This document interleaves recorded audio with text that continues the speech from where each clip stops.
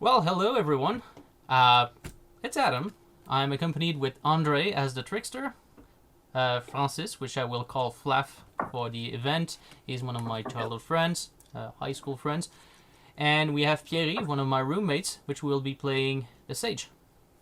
So Francis as the warrior, Andre as the trickster, me as the enchanter, as usual. So, by looking at the title of this video, you might be asking yourself, why are they going back to the first book? Well, as you might have guessed, we have kind of two new players. And we decided as a group that it would be better for the ambience, for them to experience the book in its entirety. We'll try to spice things up and make other decisions, but some of them seem pretty good, so we'll keep with them. So some of the players have not been explained the full rules of the game, but since they are very easy to understand, we'll learn as we go. So why don't we start? Nobody said there would be learning in this session. Hmm? Nobody said that there would be any learning to do in this session. Well, there will be maybe for Flaff and Pierre. We'll try not to learn too much, don't worry. Alright, let's start the story. By the way, Sure. the book assumes that we are already a group. Just so you know, so it's not like a role-playing game in which we have to meet each other and learn to know each other. We're already assumed to be a group. So for the whole day now, you've been approaching the smoke columns rising up vertically hundreds of meters from the flat plains of Krarth. By the way, Krarth on the map, if you check it out, is here. That's that big plain. Yeah. The sky above is blue, cloudless and cold. A bitter wind blows across the dry, sere grass of the marshes and sends sluggish ripples through the puddles of mire which occupy the low ground. The monotony of the landscape is broken only by the occasional stunted willow growing by black, muddy pools and meres. By the way, if I'm not mistaken, a mere is a swamp. But a big one. It's a super swamp. So, Callaghan's Keep, as shown on the map, is a monolithic black citadel looming ahead of you. Hoping to reach its gates before nightfall, you curse the throng of peasants and merchants milling towards it. You jostle through them towards the citadel. This morning, just an imperceptible speck across the bleak wastes, but now a monstrous edifice that seems to fill the horizon. You know you have only until tomorrow. Battle will be unleashed in the... until tomorrow to find a sponsor among the Magi of Krarth. By the way, the Magi of Krarth are the ruling class of Krarth. Those are mages of incredible power, which rule over Krarth. So, for tomorrow, battle will be unleashed in the pits beneath the citadel. Fame and fortune will go to the adventurers and their sponsor, who return from the labyrinthine battle pits with the emblem of victory. If you find no magus who is prepared to sponsor you this time, you will have to wait another long year for the next contest. A year through which the marsh waters will rise, drowning the land and the causeways leading to the citadel, rendering Callaghan's Keep impregnable. No one enters or leaves in that time except the Magi on their flying carpets, and only in mid-year can the citizens emerge to sow their field with corn and root vegetables before the harsh winter months begin again. So, not a great place to visit. Or live. Or live. At last, you manage to break through the gabbling crowds of the baggage train and ride under the grey blocks of the massive gate, its portcullis open like the maw of a hungry god. The dour streets are festooned with the flags of the Magi. The 1 week of the year when this grim place is ablaze with color, you reflect wryly, and street criers call out the glories of their lords. In the central square, you see a booth where the Magi's stewards are registering the combatants whom their master have employed for tomorrow's contest. Each hero, or group of heroes, must take their sponsor's pennant with them into the battle pits. But as you scan the racks outside the booth, you see that only 3 pennants remain. 3 stewards stand by the pennants. 3 Magi seek champions. The stewards grin sourly as they see you eyeing the pennants. Over the years, they must have engaged dozens of brave adventurers on their respective masters' behalf. And how many of those adventurers went down into the battle pits never to emerge? You scowl back at them grimly, but they only smile the broader. They know you must choose one of the pennants. As you debate the choice, an old merchant wrapped in greasy furs, and obviously the worse for drink, sees you contemplating the booth. So now is choice time. If you ignore the drunken merchant and go over to the booth, turn to 452. If you talk to the merchant, turn to 69.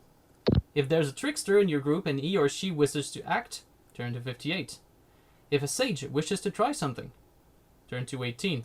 And if the enchanter wishes to try something, turn to 398.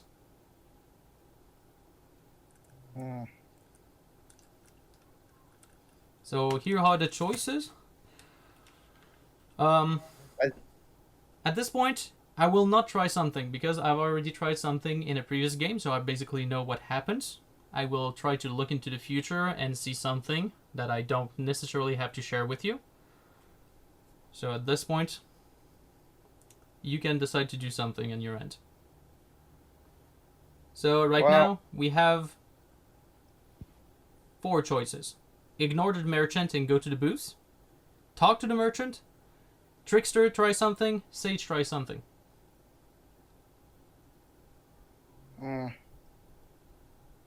Well, I don't know. The drunk merchant seems like a nice guy.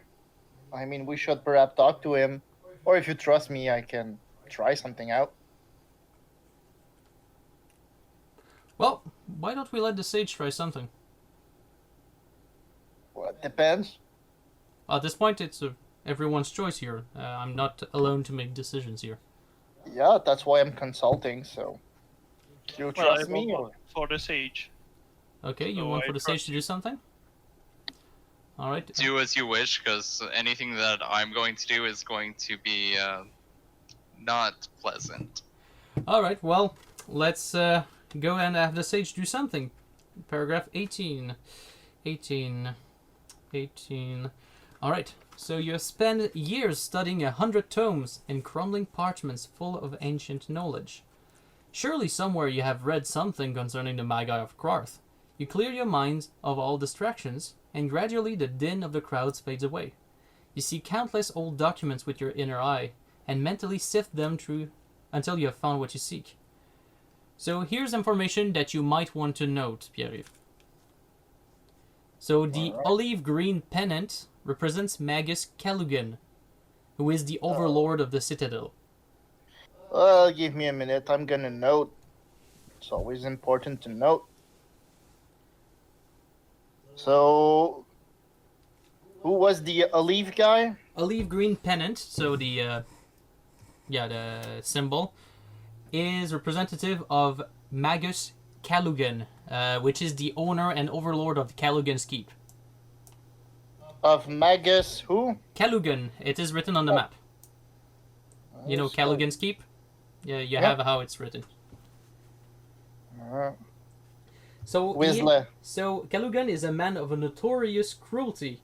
He has already won so many concessions this year from this fellow Magi that he stands to gain very little from winning the contest. So that's what you know about Magus Callughan. Man of great cruelty, which cannot be trusted. Good. So the pennant, which is a brilliant scarlet, is represented for Magus Balhazar. Balhazar. Brilliant scarlet is Balthazar. Alright. Balhazar. Alright. So it is in quite the opposite position. He desperately needs to win the contest, or he will have to cede much of his land, including thousands of acres of valuable pine forest, to his rival. So he's one guy that is desperate to win. The pennant of somber black and purple is the pennant of Magus Vile, V-Y-L. Black and purple.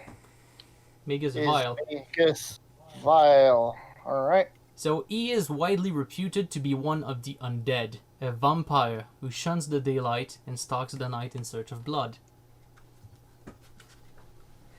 So that's what you remember. At this point, it asks us to go back to paragraph 1 in order to make another choice. So here's what you're able to note it out. Alright, so now we have the choice of ignoring the drunken merchant, talking to the merchant, or letting the trickster do something. Mm. So, what do a warrior and sage think we should do? Well, I still say go for the merchant. He got some nice drinks. Perhaps we could drink a few pins out of it. So, your point of view is to go talk to the merchant. Is this correct?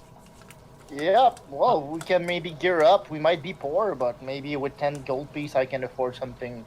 All right, it. warrior. On your end, do you want to ignore the drunken merchant, talk to the merchant, or let the trickster do something? Well, we could talk to the merchant. All right, 2 votes for talking to the merchant. I will go with them.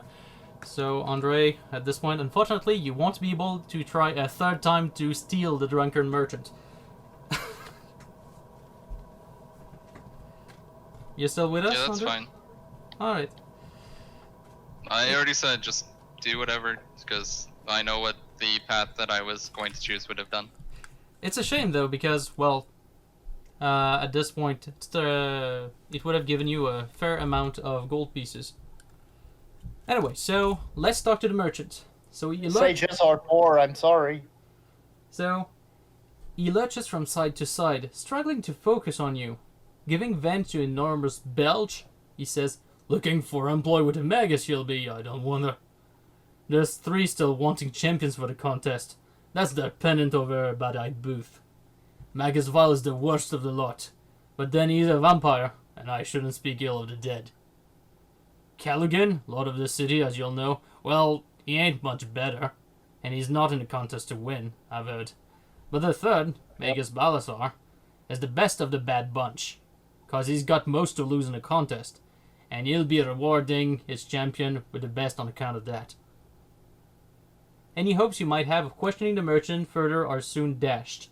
Exhausted by the effort of speaking, he favors you with a broad grin and then falls like a plank on the cobblestones. A boot in the ribs does nothing to rouse him from his drunken stupor, so you decide to approach the booth. Turn to 452. And no, Andre, you're not allowed to steal from him, apparently. Okay. It's not a choice given. Would I be a trickster in a role-playing game, I would jump on the occasion and steal him, but apparently it's just not an option. There's a difference between role plays and book, but that's fine. We'll roll with it and have fun. Alright, so you saunter up to the booth. The 3 pennants flutter forlornly in the evening breeze. You return the cold stares of the Magi's stewards with a scowl. So, which one do we take? So, do we take the olive green pennant? Do we take the scarlet pennant? Or do we select the black and purple pennant? Or do we try talking to the stewards? I'd say we go and take the Scarlet Pennant. He's the least untrustable one because, well, we have the choice between a vampire and new Caligula. So, yeah, no, I'll go with Balhazar. He seems like the most decent dude. Okay, that's the sage's vote. What about you, Trickster? I have no opinion until we see something different. I am going with the flow. Alright, what about you, Warrior? Given what we know, we should go for the Scarlet. Alright, and I will arrange myself to that choice. And that's a good one, by the way. I'm telling that because I know the future! You're an enchanter, of course you do. Of course. I'm not as powerful as a Magi, though. Anyway. So you snatch up the red pennant and hold it aloft. 2 of the stewards look at each other, barely concealing their frustration, and stomp off the booth. The 3rd rushes up at you excitedly. "You have chosen the pennant of esteemed and generous Magus Balazar," he cries. Just at this moment, a tall man dressed in scarlet robes sweeps majestically across the square towards you. The stewards bows abjectly to him. Turn to 397. 397, 397, 397, 397. "I am Balazar," says the man in red, stroking his mustache. "I will be pleased to engage you to represent me in tomorrow's contest. First, however, I must test your worthiness. Regardless of your strength and courage, you will require great cunning if you are to win for me tomorrow, and several promising candidates have already been rejected because they lacked the necessary intelligence. Therefore, come to my mansion tonight. When you arrive there, you will know the nature of the test." Turn to 64. 64.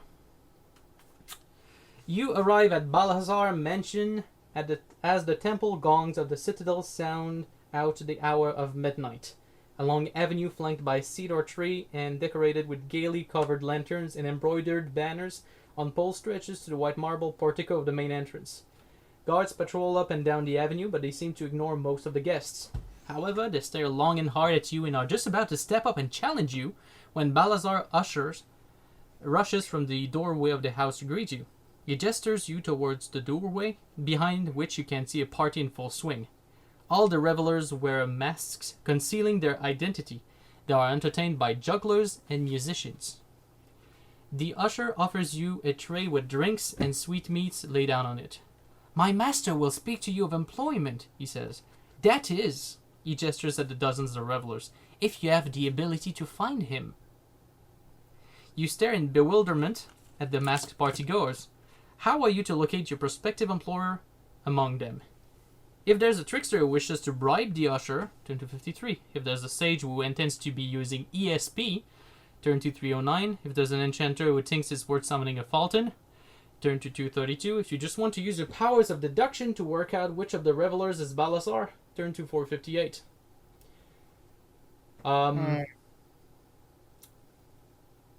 So, again, I'll ask the vote of the warrior and sage.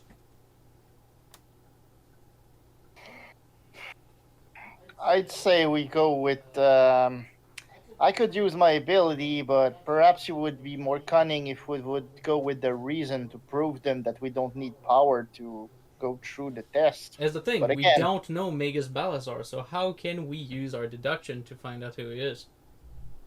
I would highly recommend using some form of tactic to look through, see what we can do to find them. Basically, cunning might be using the best of our abilities in order to find it, and I'm not exactly sure my Fulton, which is a kind of a fairy-like familiar, will help us a lot in that circumstance. I can detect thoughts.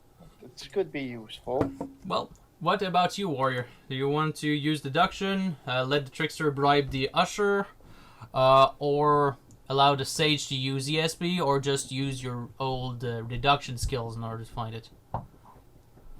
Well, if the trickster bribes the guy, we will lose money.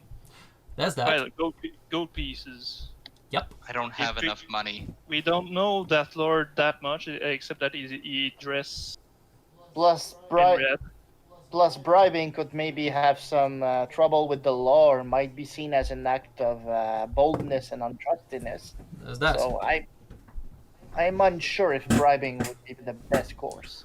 Well- Let's say if the sage could use his ability to see in the future, he could help us with that. Well, I can't really see the future, but I can read thoughts, so Yep. that could help us out, yeah. Alright, well, it seems to go for the sage who intends to use ESP, so 309. Okay. ESP is not always reliable or easy to use. You retire to a quiet corner of the room and meditate, clearing your mind of all distractions. The sublime strains of the flutist music help you to focus and channel your thoughts into the space between thought, where all of your psionic abilities become operational. You reach out with your mind, scanning the thoughts of those in the room. Obviously, Balazar has anticipated the strategy because you discover he has placed a blanketing spell on all of the guests. You detect no thoughts from anyone present apart from those of your colleagues, if any. But wait! You do pick up one set of thoughts from a saturnine man dressed in a dark blue cloak and a horned bull mask. So let's go to 348.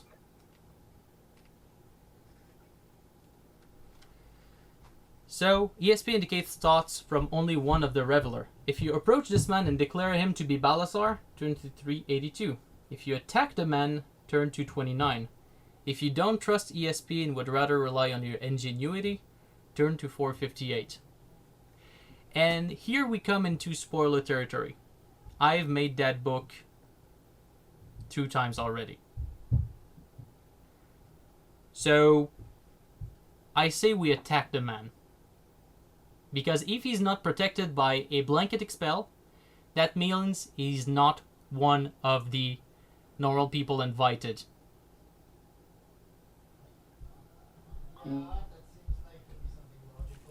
By the way, Pierre, we Yeah, are not that hearing seems you. like to be Okay, something good. logical because he should have protected all his guests himself. Yeah, I think that this guy might be perhaps untrusty because the Balhazar wouldn't make it so easy. Sorry, guys. There seems to be some noise upstairs. I just wanted to check what it is. I will come back to you shortly. Okay. And we're back. Okay. So, alright,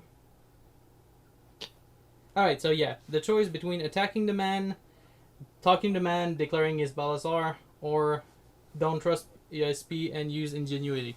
At this point, like I said, the best outcome, because we've tried several here, is to attack the man. Well, it would seem like the most logical because the Balhazar would make him so easy to discover him, especially if it's a text. So I'd say, yeah, if the man shouldn't be there, we should perhaps engage him more brutally. Alright. Well, it's an intruder, I'd say. So, yes, we shall engage him. So you saunter over while the man is selecting a pastry from a tray. Position yourself beside him as shown. You will get one free round before he can act because he was not expecting your attack. So we basically jump on him while he's looking for pastry. Okay. So I'll just set up the map, if you don't mind. I will first switch to the map.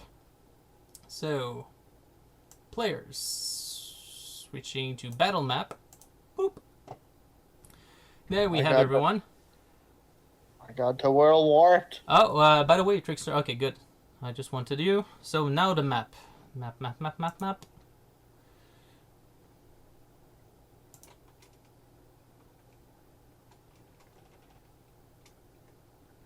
So make sure to position everything in the good way. So yeah, I'm doing the walls, basically.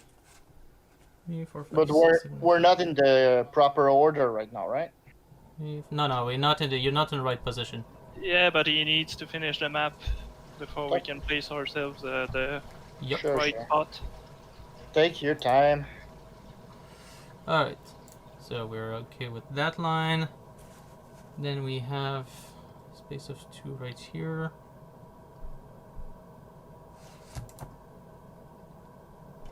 Is that 3 aside? Yeah, it's 3 aside. And then 4 down.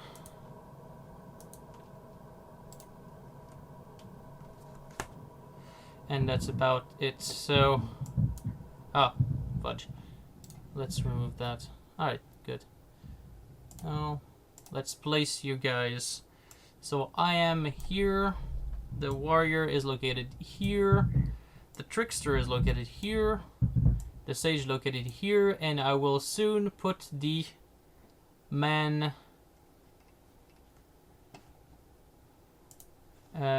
statistics. So, since everyone can know the statistics, the guy's fighting prowess is 7. His damage per blow would be 1d6 plus 1. His psychic ability is 7, awareness 7, endurance 15, and he has no armor whatsoever. So, let's talk about the statistics a little bit. I'll just be as quick as I can. Fighting prowess is your ability to hit people with your weapon. So you roll 2d6, and you try to get equal or under the amount of your fighting prowess to hit. Seem good? So I need to get to be. I need to get my fighting prowess with the dice. To get Or equal under. or under. Good. The damage per low is the damage you roll once you hit an enemy with your weapon. So that one is good. Your psychic ability is your ability to resist to magical effects or psychic effects. And your awareness not only determines your initiative, but your maneuverability and dexterity in general. Like coordination kind of things. It also determines your, like I said, your initiative in fight. It's not a roll, it's just we take your amount. And then... just a moment, I'll just finish the stat of the thing. And half of your awareness, rounded down, determines the amount of squares you can move if you take the move action. But so far, so good. Everything's... So having an awareness of 6, I can move 3, right? Yes, that's exactly that. Cool. I'm soon to be finished, if I'm not mistaken.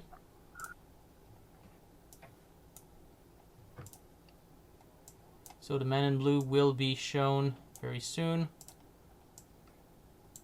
I assume if we die, as soon as we reach 0, we die, right? As soon as we reach 0, we die, and there's no way of bringing us back. Great, that's nice.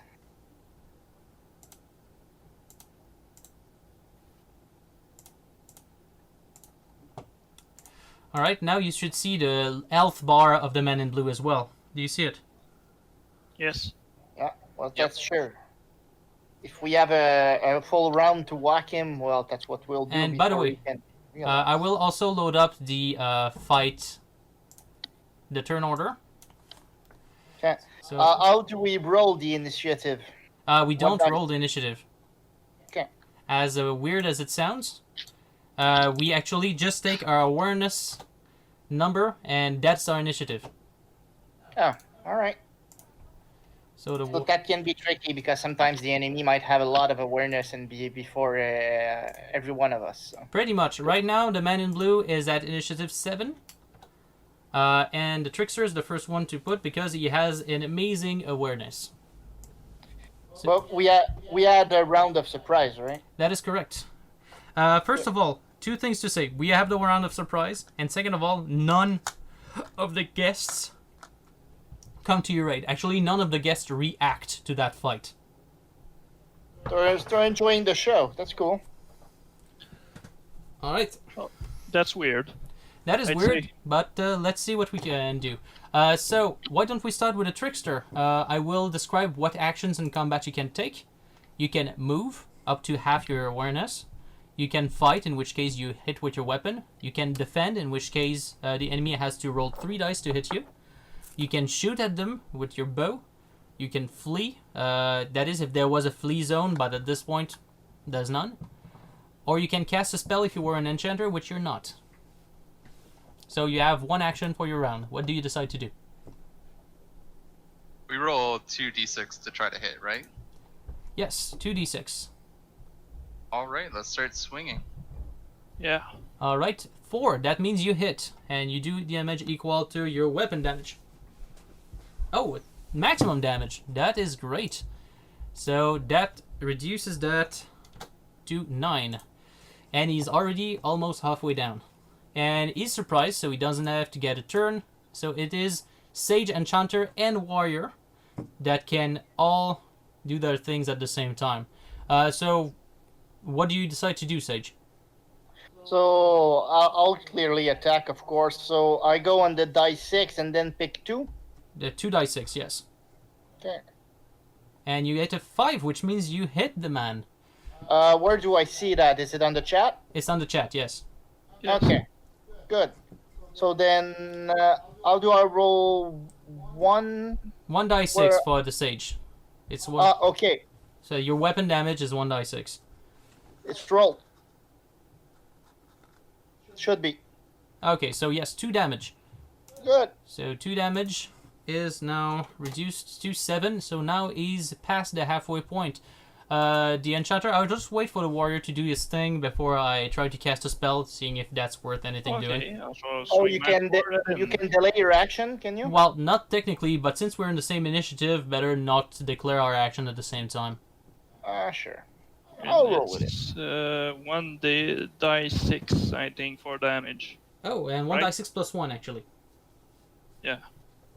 So 1 die 6 plus 1, 4 extra damage, which reduces him to 3, which means, well, he's still alive. So I'll try to hand his life I have to get equal to 7 by 2 dice 6 plus 1 because I'm trying to cast a first level spell, which is White Fire. And I managed to do it first try. For those people that were on previous games, it doesn't happen often that I can cast a spell first try, so I'm very happy about that. So, the White Fire, 2 dice 6 plus 2 endurance, so let's roll it. So that does a total of 13 damage, which is more than enough to kill the poor soul. And they are dead. Well, great. So removed from the map, and we win. Great. There we go. So we can now go back to the world map and go from there. Alright, let's remove the turn order for the moment before the next fight arises. Alright, if you kill the man, turn to 184. Piece of cake, he never had a chance.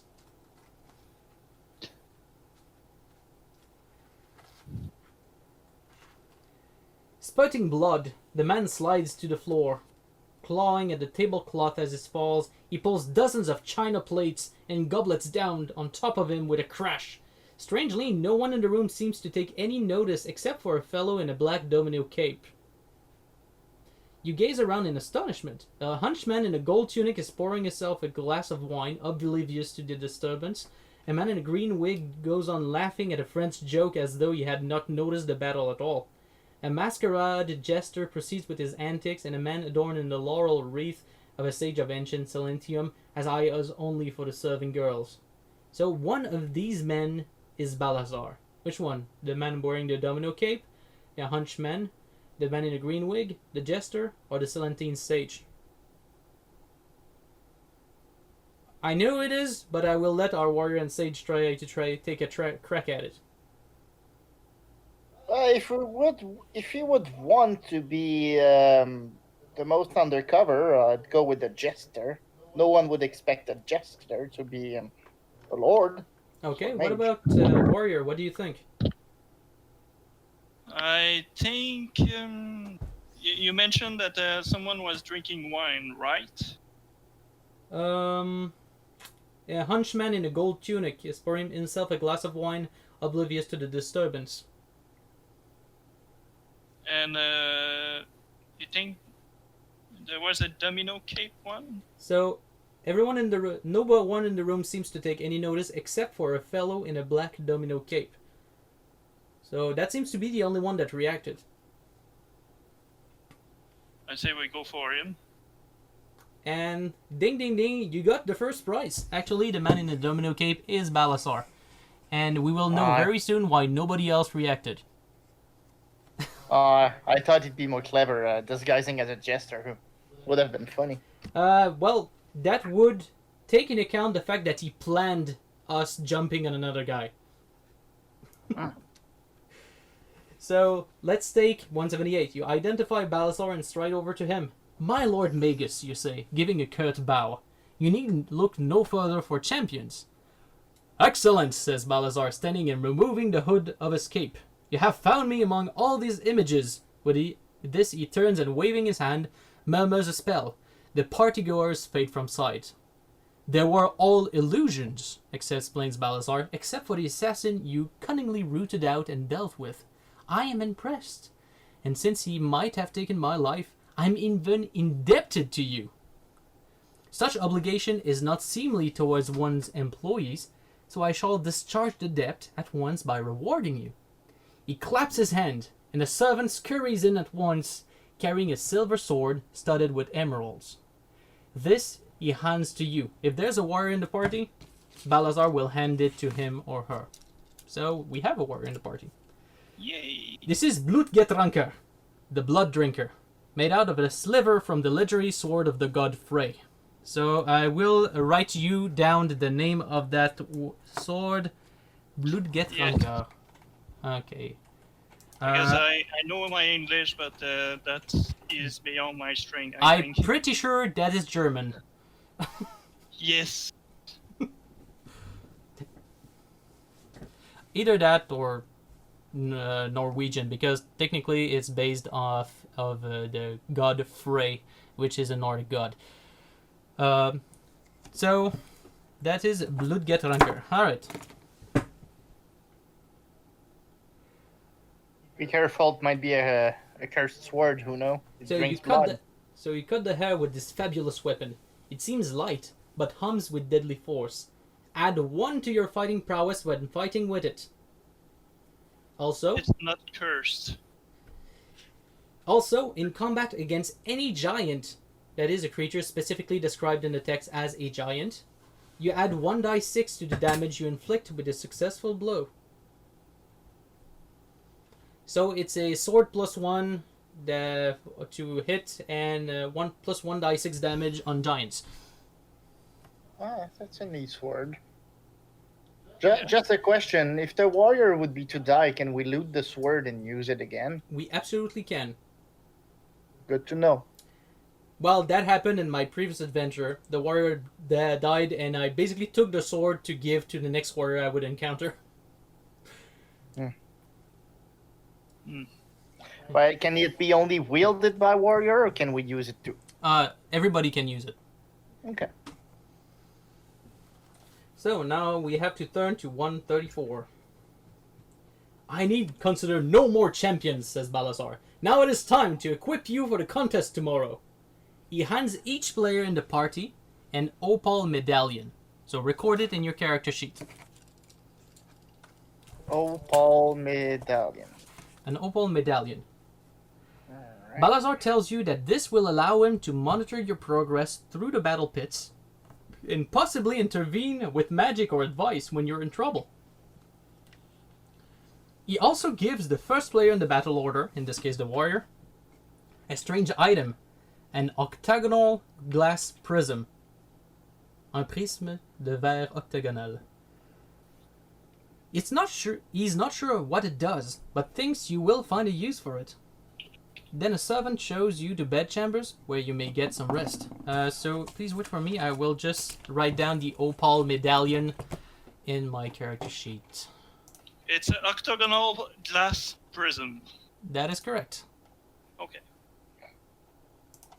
As such a mighty mage, you should know what it does, but Well, basically, if I'm not mistaken, it was found by a previous group that went into the battle pits, in the battle pits. So he doesn't know what it does, but it might be useful. Yeah. We don't know. Maybe it will. Maybe it won't. It won't. So well, I'm fairly sure it will. Alright. Alright, so you're up before dawn, practicing your combat techniques and preparing your mind for the ordeal to come. Balthazar and his guards take you out. The streets are full of bleary-eyed revelers. Many of them have been up all night, jostling one another for a better view. You see the curtain litter of Magus Vile, who obviously does not enjoy the dawn, accompanied with the 3 dark-robed assassins who will champion him. Several other Magi stand upon a dais in urgent consultation, making last-minute deals and alliances before the contest begins. You're escorted across the cold tundra. Other groups are also filing away from the citadel. Among them you notice a group of bronze-armored barbarians employed by Magus Thor, and the Master Warlock, Icon the Ungodly, who carries the pennant of Magus Uru. At last you reach a huge portal set into a hillside. Balthazar ushers you in, and you step through the greatest adventure of your life. Turn to 201. 201, 201. 201. Alright. With Balazar's standard, you advance into the first chamber to the underworld. Torches flicker in brackets around the grime-encrusted walls. At the center of the room, a vast marble table has been laid with a luscious array of sweetmeats and succulent viands. Balazar watches you proceed through the heavy door as his servants swing it shut. Succeed in your quest to find the emblem of victory, and I will reward you lavishly. But fail, and... His last words are drowned out by the deep clang as the door swings shut. Bang! So, if there's a sage in the party, he or she can inspect the food which is on the table. Otherwise, you can eat or leave the room, either by a corridor at the far end, or by entering an alcove to your left. of course I'll inspect the food. If it's good, maybe we can get some food for the route. Who knows? Alright. seems reasonable. What do you say, warrior? Yes. Well, let him inspect the food. All right, 413. 413, 413. Our trickster is quiet. Well, because we haven't deviated from our usual path yet. Oh, Oh, we probably will. Yes, very soon, I wager. Just for the kick of it, it would be fun. he'll be sneaking by now. Yes, he's being very quiet. Alright, Sage, you stoop to inspect the food, first crumbling it between your fingers to examine the texture, then sniffing at it, then finally tasting it gingerly. Detecting no trace of the poison you feared, you decide to eat. Turn to 273. 273. Balazar has provided excellent fare for you to begin your journey. Any wounded character who eats its fill restores 1 endurance point. You may gather up some of the food to take with you. The portions you take, each yielding 1 endurance, can be stored in a backpack, and each counts as 1 item of encumbrance. Okay. So, if we use it, it restores 1 final, right? 1 point of endurance, yes. And not 1 dice, 1. Does it have a preemption date? No, but you may only eat 1 portion after any combat. Okay, so we can use 1 portion after any combat, and it doesn't have a number of portion that we have, or? Well, you can take as many portions as you want, but each one takes 1 encumbrance level. Okay, so I'll take, I think, 2. Can we discard item as we go? Yes, we can. We can totally discard items.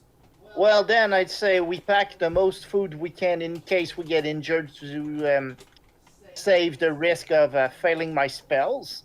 And if we do not need the food and we get something better, we just toss it on the ground. If we have infinite portions of it right now, stuff all your bags. Seems good. I already filled my bag to the brim. Adam, I don't think you've added the sword to my character. Oh no! I was willing for you to add it. Please, please get Blut get Rancor, as well as the Opal Medallion, as well as the octagonal glass prism to your character sheet. I've added those, except the swords, because I don't know how to write it. You simply edit your character sheet and you can change stuff in your inventory. Yes. The name of the sword. Well, it's in the chat. It's in the chat of Roll20. Oh, it's in the chat. Oh. Okay. I have a question, Adam. Yes? For the food, I can eat only 1 after each fight that I get. That is for correct. example, if the warrior would get like 3 injury points, Yes. could he eat 1 of his food? Could I give him then 1 of my own food? No, So each character can only eat 1 food after each fight. Good, alright. But if he wouldn't have any food left, I could share the portion I have, right? Yes. Yes, you could. Good, thank you. And Warrior, I see that you've taken 1 item of food. Do you wish to take more? Yes, I am searching for the chat for the name of the sword. Why don't I write it down on your Discord? That way you will get... Yeah. There we go. It's been written in Discord as well. Oh. Just found out where it is. You remember its effects? Yes, I think so. So you add 1 to its your fighting prowess while fighting with it. So your fighting prowess is equal to 9 when you fight with Ludget Rancor. And you do 1d6 damage extra to giants.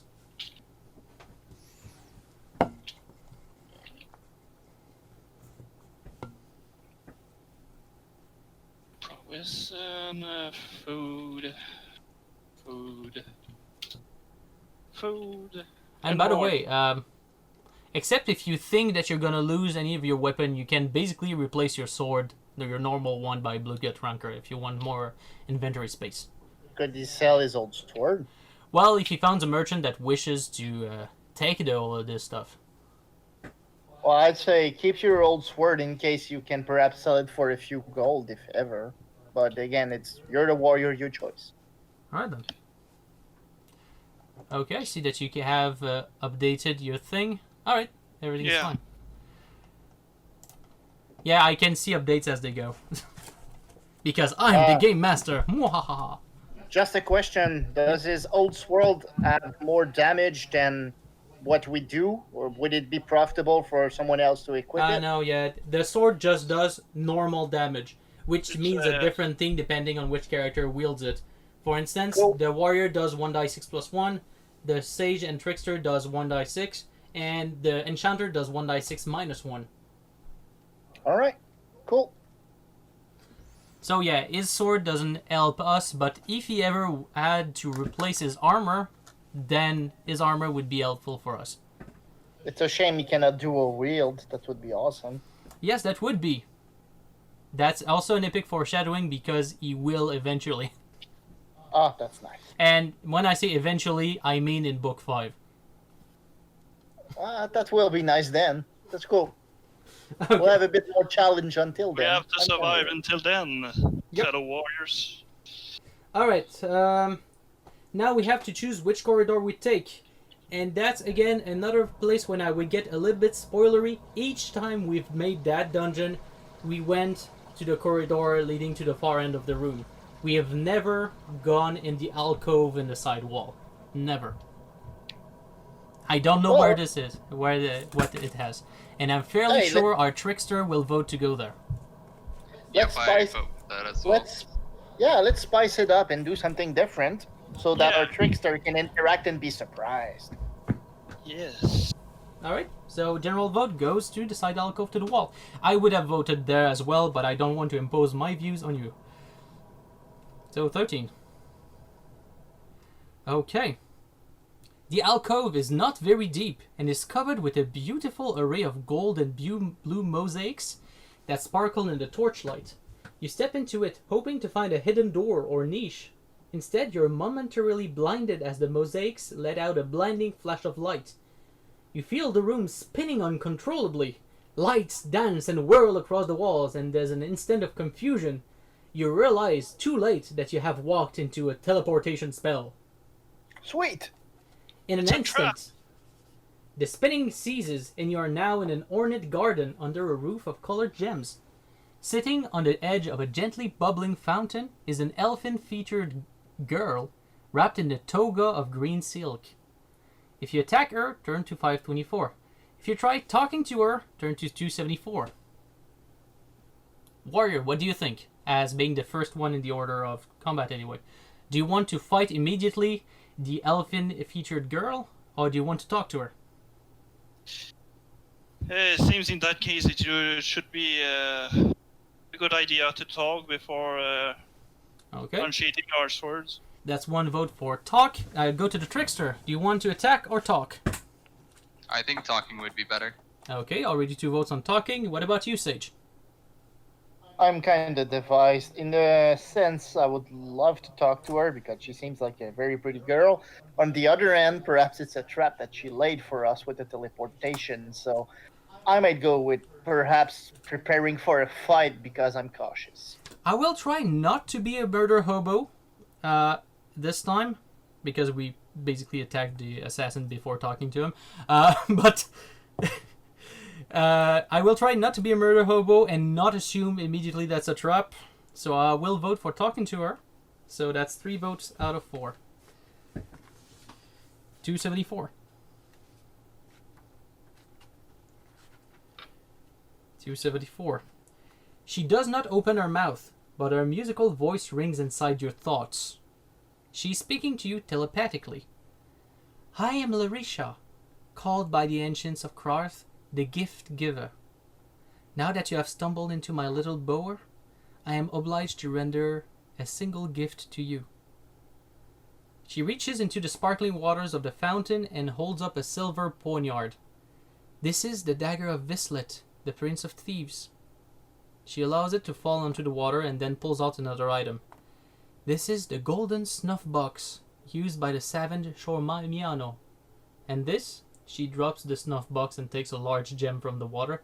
This is the last breath of Astarandel, the Dragon Lord. You notice a flicker of light in the green depths of the gem. The fiery energy of Astarandel's breath is contained by a mighty spell, explains Larisha.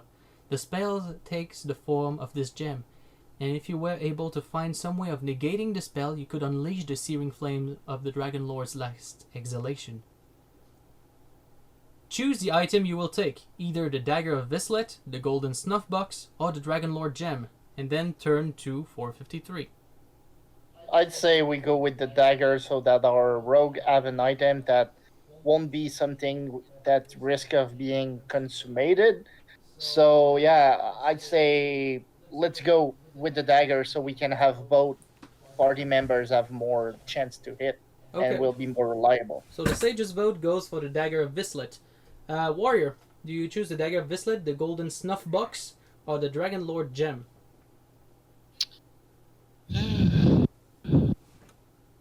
Well, I don't want to go against the Sage idea, but shouldn't the Dragon Gem be more useful in the instance that we, That's I the don't thing. know, have a use for it?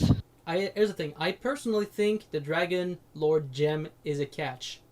I think as soon as we negate the magic that imprisons the gem, we will burst in fire. There's no way in the description that says we can target the breath at anything. Okay, so it's not like a grenade or something like that. I don't know what it does. It might be a way to unleash fire upon my enemies, but it could be a way of instantly changing me from a mage to a barbecued chicken. Hey, it might be a very powerful grenade, so maybe we'll all survive with one endpoint, obliterating a big threat. Who knows? I don't know. This is an 80s style book. Usually magic as a double-edged sword. The snuff box, I have no idea what it does. I don't know what a snuff box is either. My vote still stands for the dagger, but Okay, your Trickster. choice. Trickster, what does seem more interesting for you? I think the dagger is the safer option out of all three. All right. I will remove myself from the vote because I don't know which one would be the best. So warrior, what was your point of view there? You still have the choice of choosing the Dragon Lord gem if you want. But we have to make the decision as a group, so technically there's already 2 votes for the Dagger of Vislet. Yeah, but if I break the fourth wall, I'd say the snuff box. Usually the most unusual item as in this kind of book, I don't know, sometimes you need it to survive. But yeah, I go for the dagger. So what is a snuff box? I'm trying to do a Google search of that. An anatomical snuff box or snuff box is a triangular deepening of the radial dorsal aspect of the hand. No, that's not that. Oh, maybe that's like a relic, which is a bone of an ancient sage or something. Well, that's fine. Dagger seems better. Okay. All right, so Dagger of Vislet, and let's go to 453 to figure out what's going on. 453. 453. You tell the strange woman which gift you have decided to accept, and she hands it to you. Your words of thanks are cut short by a dismissive wave of her slender hand. Do not trouble to thank me, for I am a creature without a soul, and I merely perform the duty that the fates have assigned. Now I must return you to the battle pits. If there's a trickster in the party, and he or she wishes to do something, turn to 147. If there's an enchanter who wishes to act, turn to 414. Otherwise, turn to 203. I leave it up to you guys. If you want to do something, be my guest. Oh yeah, there's a new chance to action. We're doing this. Okay, so you or me. I definitely will be. Okay. I'll probably try to steal another item. Good luck, man. I also... So, as the warrior, I will have to slice and decide which of you does something, I'd say? Technically, yes, because the trickster wants to act, the enchanter wants to act. So, warrior, who do you want to let go? Oh, damn. Trust your instincts. Thanks, my instinct. Well, Trust your instincts. Let the trickster that died in the first book twice already make an action. Go for the enchanter. Aww. Apparently he doesn't trust you for some reason. Maybe Hey, because I of wonder your why. maybe because It of doesn't your mean I title. don't trust him. I just don't want him to die. He has a shadowy figure exuding dark mists. You can trust him. It's not a waterfall. It'll be fine. Technically, it's a water something. It's a fountain, but all right. I'll act. I'll see what I can do to act. 414, so 414. On a wing, you summon a Fulton. It appears as a flickering image on the edge of your vision. Larisha has 2 objects concealed in a fountain. You tell it. Bring them to me. The Fulton hesitates for a moment. Larisha is a powerful entity. Now, let us not prevaricate. She is a demon. I would require a generous payment for the risk I should be running. I will try to obtain the 2 items, but you must let me have the item you already have been given. If you agree to do this, and the other party members, if any, have no say in it, turn to 327. If you don't pay the Fulton and it asks, it vanishes in a petulant flash of light. Turn to 203. Just so I'm sure, so she hid some item from us, right? Well, basically, she gave us a choice of 3 items. We chose one, but I could make a deal with my Fulton for him to try and steal the remaining 2, but he will require the Dagger of Vislet as a payment. I will refuse. We already chosen the Dagger of Vislet, so at this point, there's no sense of trying to do that. So I go to 203. That's okay. If you have the Dagger of Vislet, turn to 214. Okay, let's go to 214. Okay, good. Those might be cursed. Let's go. Okay, so here's the thing. The Dagger of Vislet can be used in any combat. It can be thrown in action like the shoot option available to sages or tricksters. The player who throws the dagger can do so without having to be in a square adjacent to the target. To hit, the player must roll fighting prowess on less on 2 dice. The dagger inflicts 1d6 damage if it hits, then returns to his owner's hand ready for throwing against next round. If the dagger misses its target, it does not return to its owner. In this case, it cannot be used again until the combat is over and you have a chance to retrieve it. And if you flee, then you don't get to retrieve it, of course. I wonder, do the trickster, do you have a way to shoot arrows or attack from afar? Well, technically, he has a bow and arrows, but he's also the only one with the sage that can use a dagger. So, I'm asking you lot, guys, do you think it would be more favorable in the hands of the trickster or myself, since Oh, actually, I'll usually... Apparently, it's an action like the shoot option available to Sage and Trickster, which means that everybody can use the Dagger of Vislet. I will not want it because I don't see a usefulness of it. Well, usually being the one that will heal the party, shouldn't I have a secure way to attack from a distance? Well, you already have a bow and arrow, don't you? Yeah, but it's limited by the number of arrows I have, so that's why I'm asking. Just purely asking to you guys, what do you think would be best? Okay. My vote would be to give the Dagger of Vislet to the warrior, and my reasoning for it is that he doesn't have any way of battling ranged. Interesting. I would like to disagree on that statement. I think it would be best giving it to the sage because both the warrior and I will be in the front of combat tanking damage. Yeah. All right.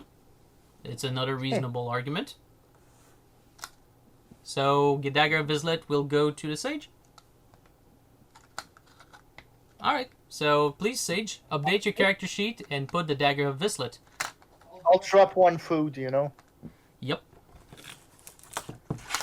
By the way, there's not a specific range for ranged weapons. You can shoot at anybody on the map. For the battle map. Just give me a moment. Won't be long.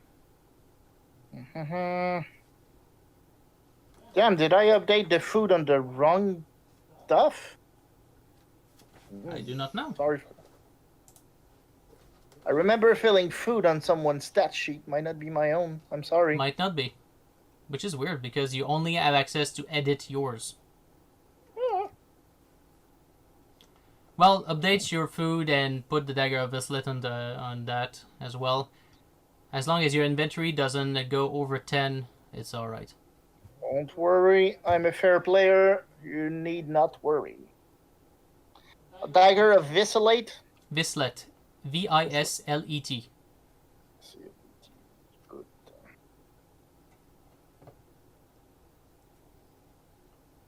Good. Done. Alright. So, 93. So, Larisha stands up, trailing a silk toga like a shadow. Return now to the Magi's labyrinth, she says, lifting her hand to display dozens of jeweled rings. If I possessed a soul, perhaps I would wish you well. Colors and sounds jangle and swirl about you. For a moment, you're jerked off to your feet, and then you settle down onto a carpeted floor. The confusion of lights fades to reveal that you are now in a corridor lined with mirrors. So, Andre, we're back to where we were. Alright, this will be fun. Alright. I just have a question for the dagger. Does it have a bonus or none? No bonus by whatsoever, but you can throw it at a distance, which is a bonus in itself. Yeah, and it can return as long as I hit. Cool. As long as you hit with it. If you do not hit with it, it is lost until the end of the combat. Yeah, cool. Just want to be sure.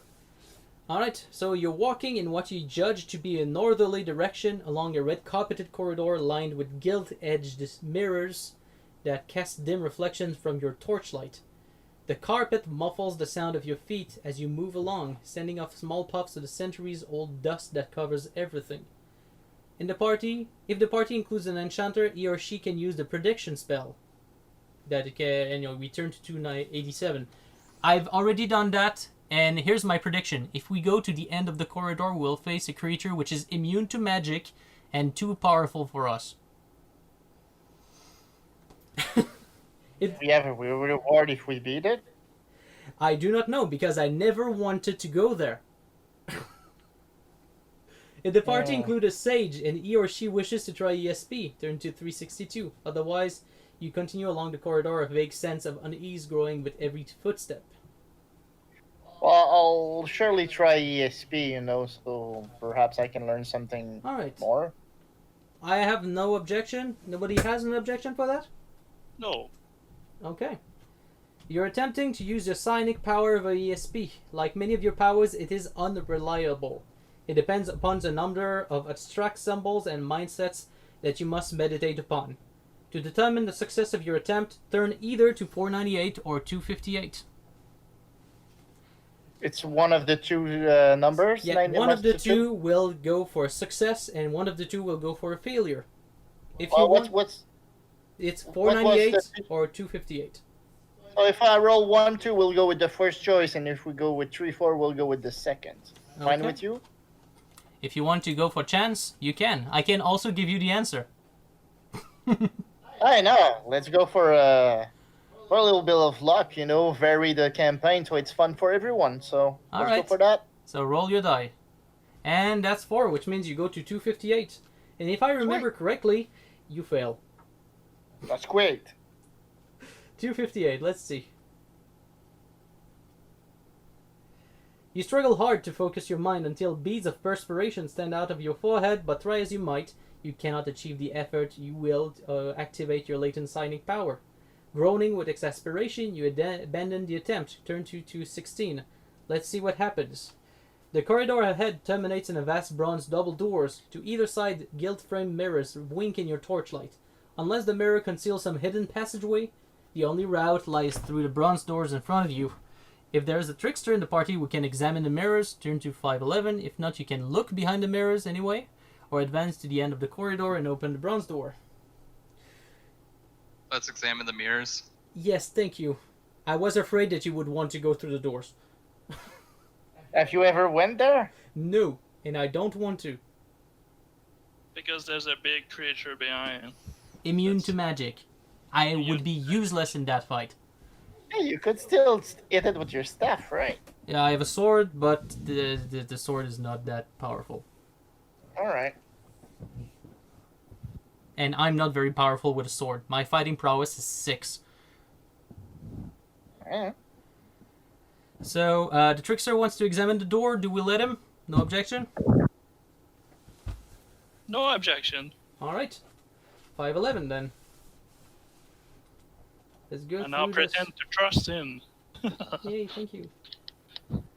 You bend close to each of the mirrors in turn, listening intently for any sound beyond. Gently tapping one with your finger, you hear a slight movement, as if something was lurking behind it, perhaps even waiting in the darkness to ambush you. You tap each of the other mirrors in turn and hear the same rustling sound behind each of them except one. Examining the gilt frame of this mirror, you find a concealed catch, which when flicked down allows the mirror to swing away from the wall. Behind it, a low tunnel leads off to an oblique angle to the corridor in which you stand. Turn to 379. So yay, we found a secret passageway. What a surprise. While you Meaning that keep explaining the next steps, I will be right back. I need to grab another beverage. Yeah, that will be the encounter with the barbarians anyway. You scramble along a low tunnel that leads off the red carpeted corridor. The tunnel seems very old, as if hewn from the bedrock of the keep many hundreds of years before. After a while it enlarges a little, but you still have to crouch slightly as you advance up to a twisting flight of rock-cut steps, and then begin to descend a long pebble-strewn ramp. At last you reach the end. A grill is set into the floor. Looking down, you see a corridor of grey marble which ends in a bronze-bound door. The grill you're looking through is set in the ceiling of that corridor. There's the sound of a key being turned. Then the bronze door swings open. 4 burly barbarians strides forward, slamming the door behind them. Apparently not noticing the grill in the ceiling, they stop directly beneath you and consult a scrap of parchment. "What's it say, Eric?" mutters one. "Well, I'm not sure, Snorri," says the fellow with the parchment, scratching fleas out of his hair. "I can't read, can I?" "By morning and hogging," bellows a red-bearded ox of a man. "Have you no learning, Eric?" He snatches the parchment and peers at it. "Well, it says... I reckon it says one of the passages up ahead is a dead end. But what do you want to listen to a bit of parchment for? The only way to find out for sure is to see for ourselves." They're about to move on. If you dislodge the grating and jump down to attack them, turn to 6. If you stay where you are and watch what they do next, turn to 141. Warrior, what do you want? Do you want to jump down and attack the 4 burly barbarians? Or do you want to stay and watch what they're doing?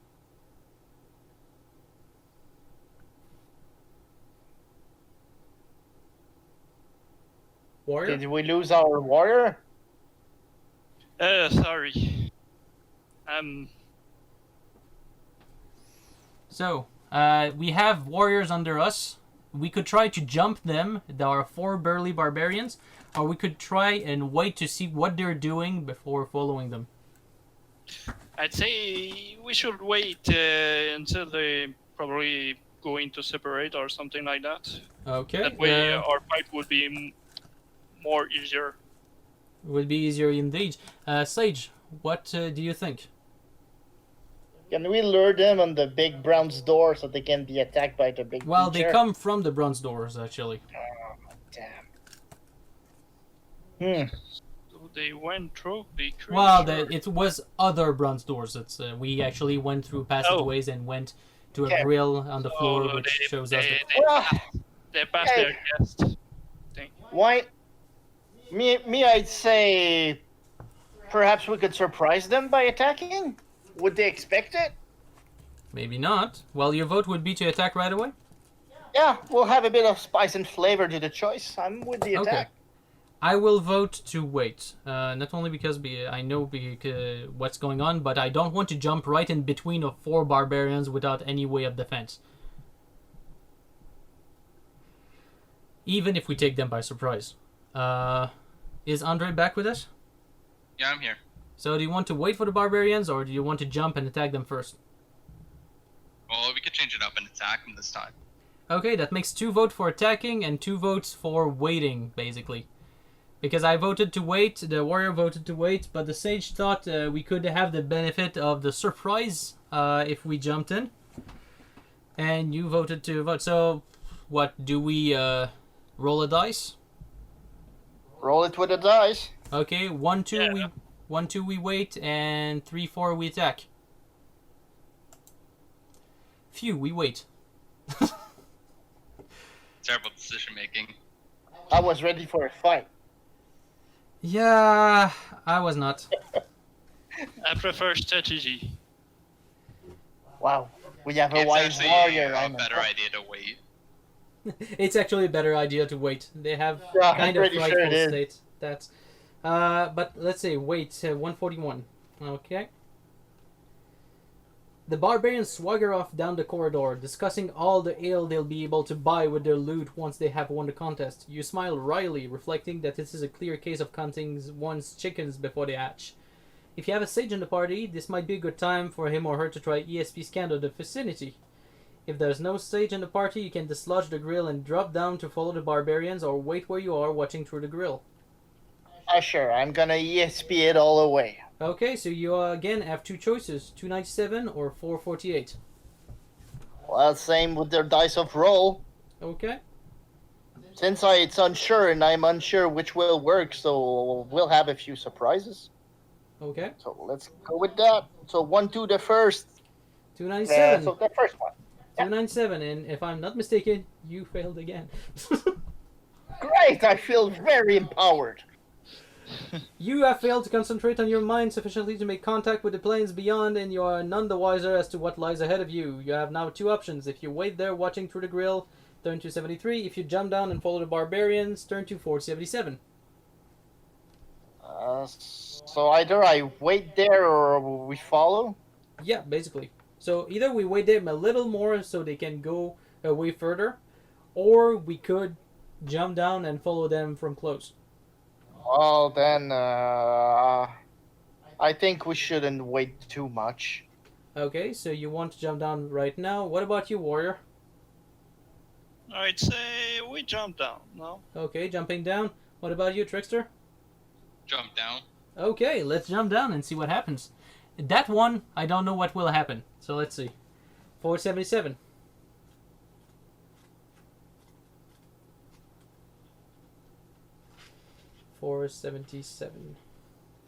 Hopefully they won't hear us.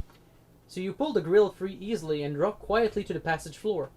You creep along the way the barbarian went, though they're now not in sight. You come to a point where the corridor splits in two.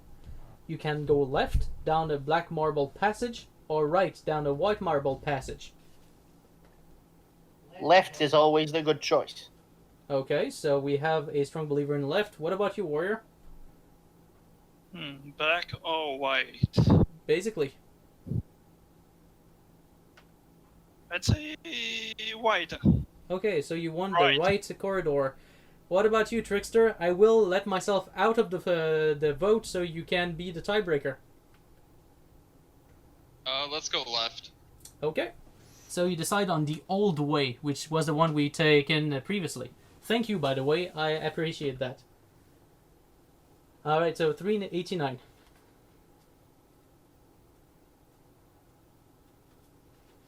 You make your way along the black corridor. Eventually, you come to a door in the left wall. If you go in, turn to 211. If you go on, go to 249. So, warrior, do you want to go through the door, or do you want to continue on the corridor? Damn. That's a hard choice. I'd say go through the door. Okay, that's your choice. Maybe it's a trap. Yeah, nobody knows except me and Andre what's going on. So, Sage, what do you want to do? Door or corridor?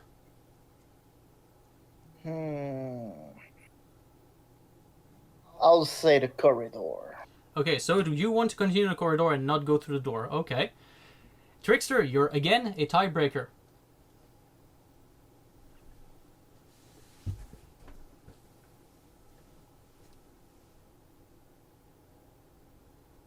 Andre? Sorry, something came up.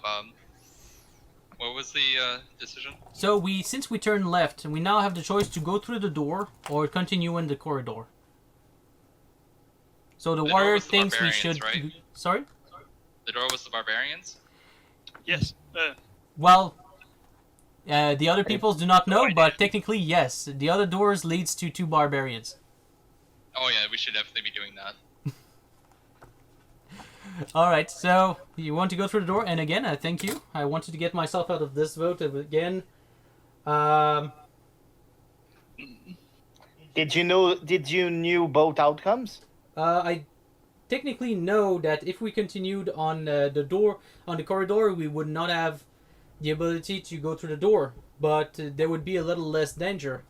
But if we go through the door, there will be a little more danger, but we have the ability to go back later to the corridor.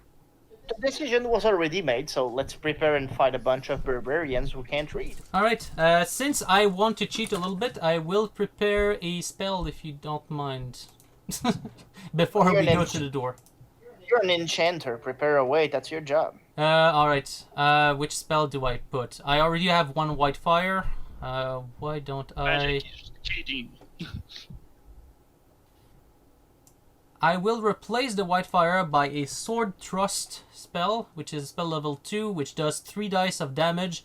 I expect to be able to kill one of the barbarians quickly if I manage to hit him. Is it only one spell per fight for you? No, but if I cast a spell, it removes itself from my preparation, and I have to take one turn to prepare another one. Oh. I see. But then again, each spell I prepare reduces my psychic ability by 1, which makes it harder to cast spells if I prepare too much. Oh. That's sweet. So That's fair. at this point, I prefer to prepare one spell until we get the spoils of that room, because I love the spoils of that room. Well, That's a spoiler. All right. We might not be spoiled. We might die. Who knows? Oh yes, we might die. The first time we did this adventure, we died to the barbarians. I'm not kidding. We literally Let's hope died for there. the best. Well, you didn't. If I remember right, you didn't have a trusty warrior by your side. Yeah, the warrior was killed by the assassin. Nice. We also have a magic dagger. We're all set. They're screwed. All right. So door. No idea. Going I guess to that's a 11. surprise attack on them. Yeah, watch us. This will be my famous last word, and we're all gonna fail. All right. The door We all swings gonna open. die a horrible death. You come face to face with 2 of the barbarians. One of them is about to lift a fire-blackened skull as you enter. They whirl, hefting their axes for battle. So, fight. I will prepare the battlefield. So, I will first switch us to the battlegrounds. Be right back. I'm going to get myself a drink. No problem. I have, anyway, a lot of things to delete. Alright, so I will go to map and background, freestyle some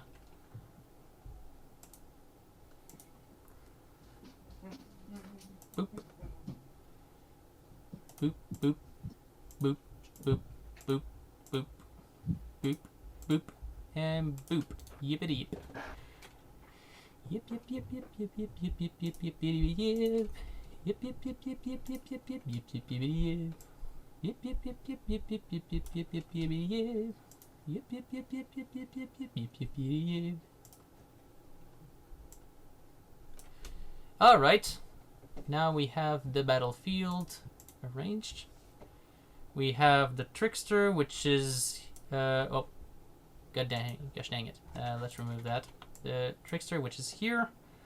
The warrior, which is here. Sage here. And enchanter here. Then I have to prepare 2 barbarians. If you don't mind me, I will just do some duplicates.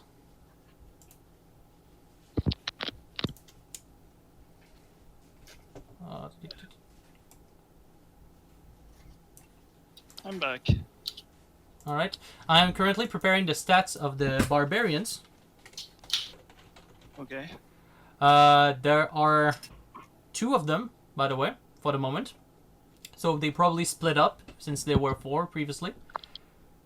I'm back. Alright, so barbarians, like I said, there are 2 in the room. I did not put them in the room yet because I'm preparing their stats. That is a small room. Oh, come on, please. It is a small room, yes. The only thing that features it, it's a blackened skull that one of the barbarians was about to lift up. We'll go to that in a moment. Okay, so for the stats of the barbarians, each barbarian has a physical prowess of 8. They do 1d6 plus 2 of damage. They have a psychic ability of 5, which means they resist fairly poorly to psychic spells. An awareness of 7, meaning they go before everyone except the trickster. And they have each an armor rating of 1 because of their armor. They also each have 12 points of endurance. So they're fairly bulky and strong. I did say fairly. So let's pair them. So there's one barbarian here. There's another barbarian here. Let's give him some stats. I have a question. Yup. Can I use my paranormal sight to detect the other barbarians where they are? Since you need to clear your mind and concentrate, you cannot do that on a fight. That's okay. So your special abilities as a sage are usually done outside of fights. That's fine. I just wondered because it could have been useful to locate, but if I can't, it's okay. The two other barbarians are here. I presume they each went a separate way, so maybe Like two the ones on the left, two on the right, something like that. on the right. But let me just finish the description here. It says, Sure. the other two barbarians soon hear the noise of combat and come to aid their comrades. These two will enter the room behind you after 4 rounds. So keep track of rounds as they pass. So the plan, I think, should be that me and the enchanter should go up 1 square to prepare for the black ones. Well, first, I think that we should try to obliterate the barbarians in front of us before we deal with the ones at the back. Because if we manage to kill them quickly, the warrior can actually place himself on the back and we will be all good. Because we have 4 rounds... we have 4 rounds of battle with the first 2 before the last 2 enter. Well, then let's meet, grind them, and be done with it. Alright, so I will just add one of the barbarians to the fight, if you don't mind. So, turn order, 1 barbarian at 7. So, there we go. And this one also added with another 7. Alright, so there's a bunch of enemies. Some other might join later, so... by the way, the ones that will join later will have less endurance points, so we have some chance here. That's good to know. Yeah, the third one will have 10 endurance, and the fourth one will have 8 endurance. So, let's hope for the best. By the way, the zone in gray, the one that you see right here, is also a flee zone. Which means that we can move there and declare the flee action the round after in order to run away. Okay. But we can only flee before the rear 2 barbarians have entered the room. It's alright. We cannot flee until before the 2 other barbarians have entered the room. Apparently. Wow. I imagined the zone infested with fleas. That was terrifying. Okay. So, there's a fight. By the way, they are not surprised whatsoever. So at this point, they will act before we do. So, Trickster, it's your turn. Oh, as usual, I'm going to try to attack the barbarian in front of me. Okay, so attempt that. So, that's a hit. How many damage do you do? 2 of them, minus 1. So, 1 damage. Oh, they have armor. Yes, they have 1 of armor, which reduces the damage by 1. Okay, so it will be the turn for the barbarians. So first, the barbarian next to the warrior will attack the warrior. And it hits. And does 3 damage. Minus 3, so you get no damage. That's great, eh? Minus dear. 3. I have armor? Or... Yeah, yes, you have a chainmail armor, which provides you with armor of 3. Oh.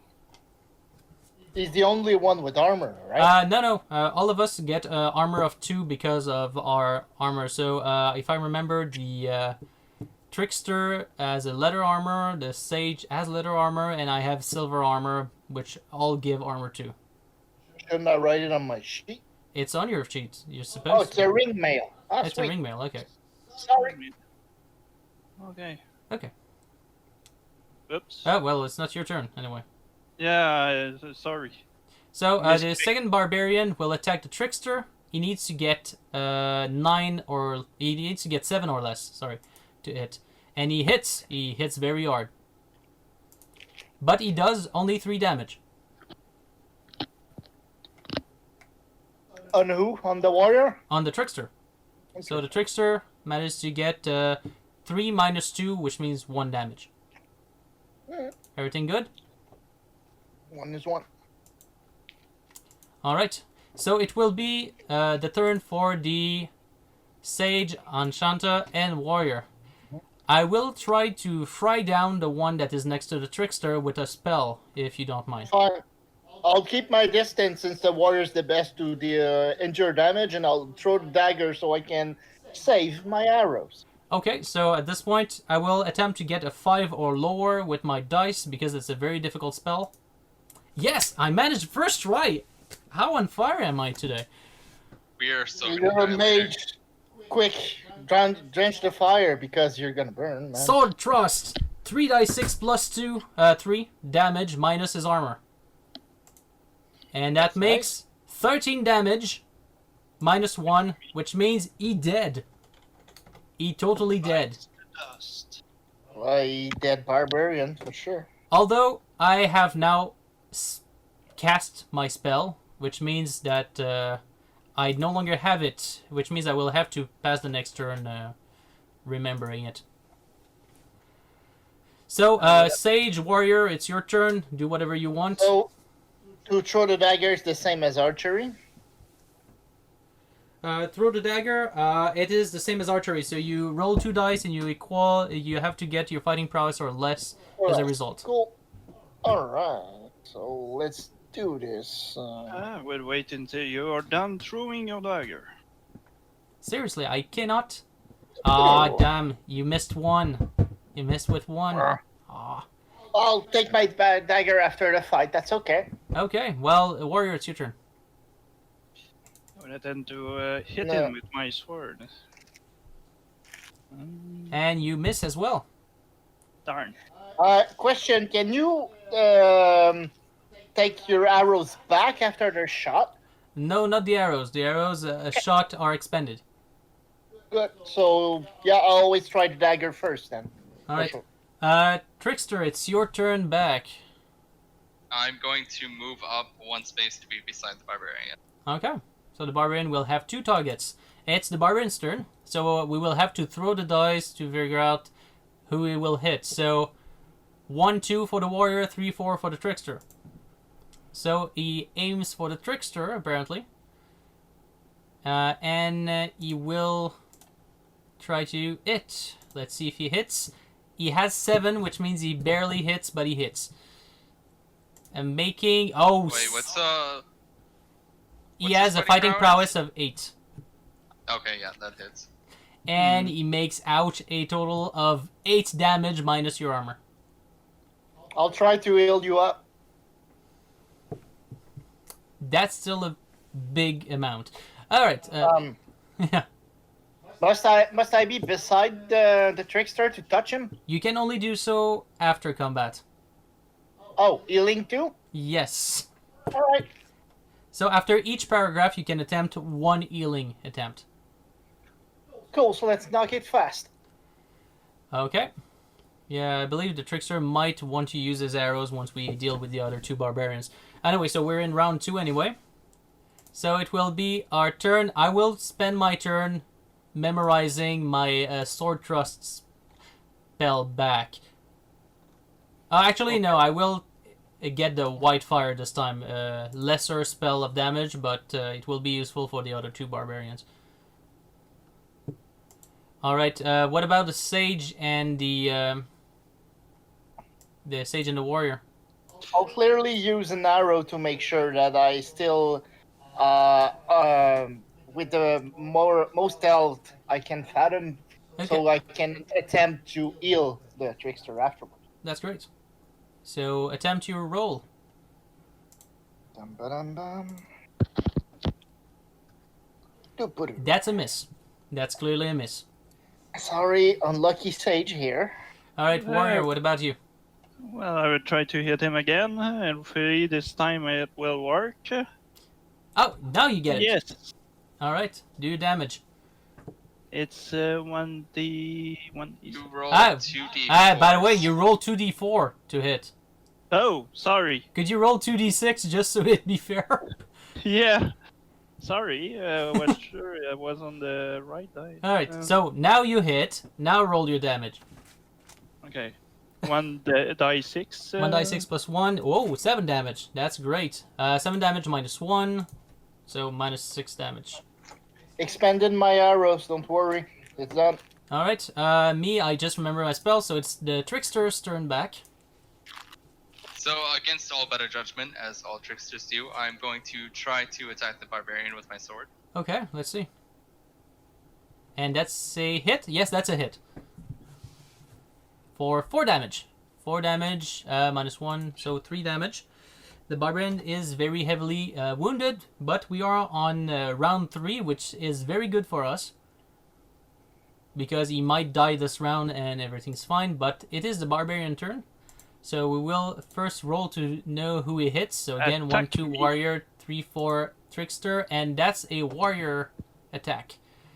He tries to attack the warrior and hits, inflicting 7 damage minus armor. Ouch. So you have 3 of armor, which means 4 damage remaining. That's nice. He would have killed the trickster. Yes, he would have. He would totally have. But he would have I'm missed waiting the for trickster. He would have missed the trickster at this way with that result. Ah, Wow. 9. All right. Yeah, I get 2d6 plus 1 for trying to hit me because I have dodging technique. that's nice. All right, but still, it's bad omen. So, hey, before you attempt your arrow, do you mind if I try my spell? Because if I manage to kill him anyway, Yeah, I couldn't move forward. yeah, exactly. Wouldn't it be better to save your spell in case the arrow kills? That's a valid point. Well, here's the thing: if I expend a spell, I can take the next round to relearn it. Anyway, it's not that big of a deal since. We have to wait 2 rounds. Don't the barbarians come in at the start of round 4, or is it No, at at the end of round 4? there is 4 rounds before the barbarians come in, so they come in at the round 5.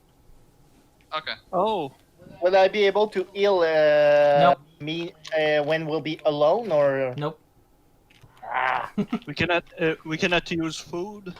Nope. Only after okay. only combat. after combat. Oh, All right. Well, actually, before that, well, no. Okay, I'll attempt my spell first. Let's see if I get a 6 or more for the roll. I'll first put myself in the role of the enchanter, and yay! I again managed to cast my spell 1 try, and that's well, and it dies. My spells are going swimmingly good today. do your spell in your defense or? I don't have any defense spell. I mean, do they ignore the target's defense? No, they don't ignore the target's defense, but the damage was... Oh, actually, the damage was supposed to be 2d6 plus 2, and I rolled only 1d6, and I still managed to kill the guy. Wow. Rip. Well, your spell deal a lot of damage. Well, my first level spell does 2d6 plus 2 minus armor, so in this case, I would have rolled for 10 minus 1, which would have been 9 damage. I have still a fair question. Can I pick up my dagger while I have the time, or it's impossible? Only after the combat is done, and the combat is not done. Alright. Alright, so Sage and Warrior will be your turn. What do you decide to do?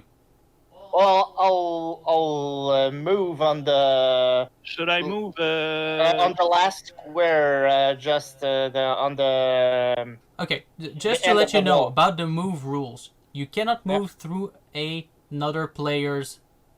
Okay, but can I move diagonally? It counts as 1. So each case, orthogonally, it counts as 1. up, right, left, down. You cannot move diagonally. Ah, all right then. So I'll move 1, 2, and 3. All right. What about you, warrior? I suppose I should move over there. All right. So I don't know where they spawn, so... they will spawn on the gray flea area. Oh. Well, Just a moment. Enter the room behind you after 4 rounds. So yeah. All right. Mia's already expended. So 4th round, Trickster's turn. Not moving. Not moving. All right. Sage, do you do anything? Is there range for maximum range for the arrows? No, there's no maximum range. You can hit from anywhere in the map.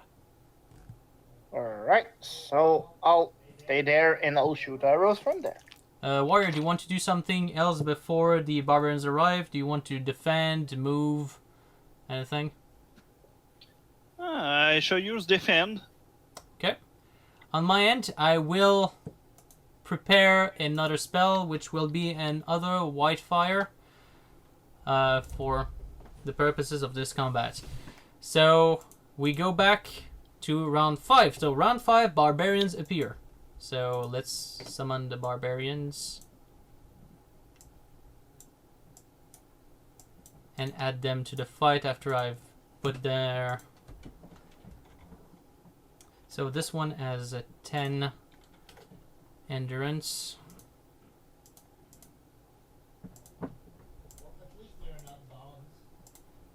And this one has 8 endurance. So yeah, they're not full life, these ones. Alright, so Trickster, it is your turn. Andre?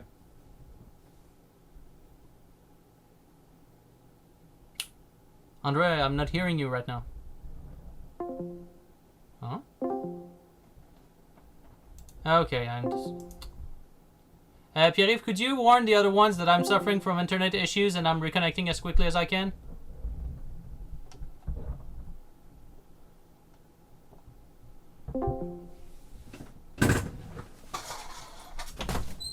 Pierre-Yves? Ça va pas long. Peux-tu juste l'aviser par la voix? Ouais, j'essaie de me reconnecter. Ah, toi aussi? Ouais. Gosh.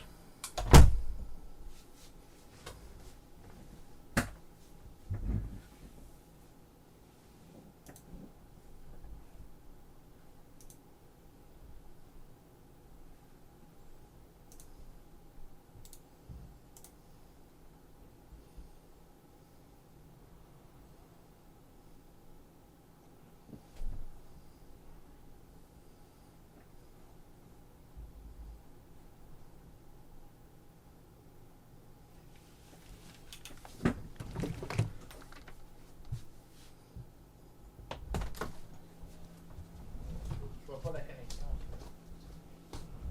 Est-ce que le Wi-Fi est déconnecté en haut? Le Wi-Fi est déconnecté en haut?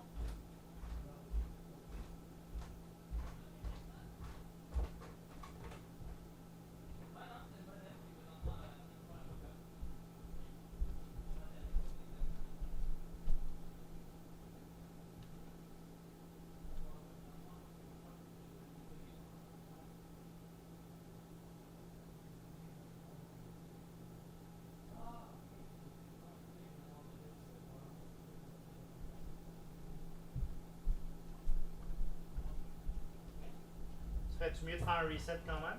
Non, c'est correct, c'est en train de... Ah, ça, je l'ai. Peux-tu te rejoindre l'appel? Yes. Ah ouais, comme je disais, au moins c'était pas des baies pour des bombes. Sinon, c'est pas.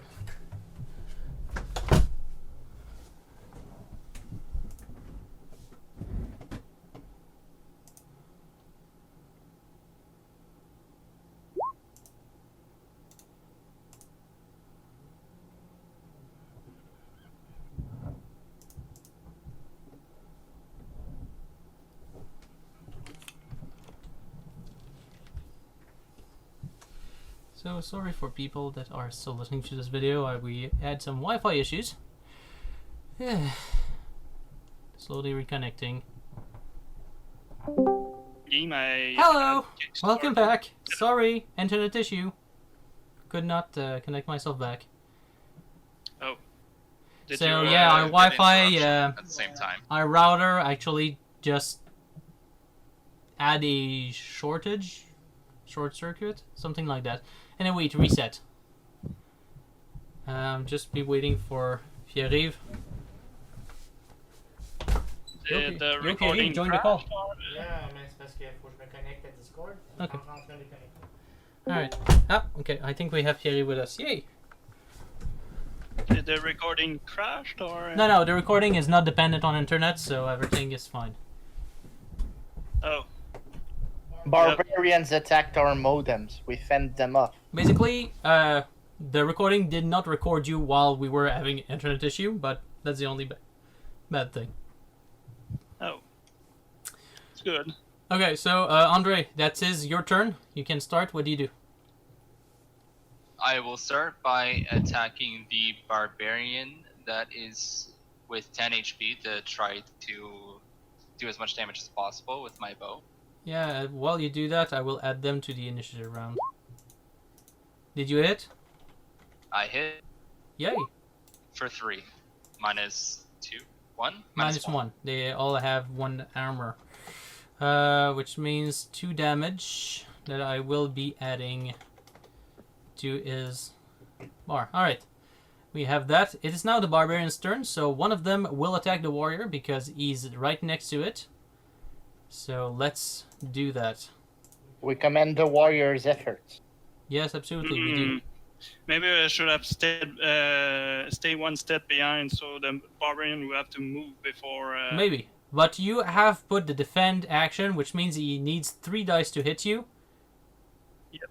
And he managed to hit you regardless, because he wow. rolled a triple 1. It's a savage barbarian indeed. So he managed to Yeah. do 3 damage, which means he did nothing. This one will move 1 step, because he cannot hit you diagonally. Then he'll roll before to know which target. Well, no, he doesn't attack, he moves this round. Oh, I would okay. attempt to hit the barbarian in front of me.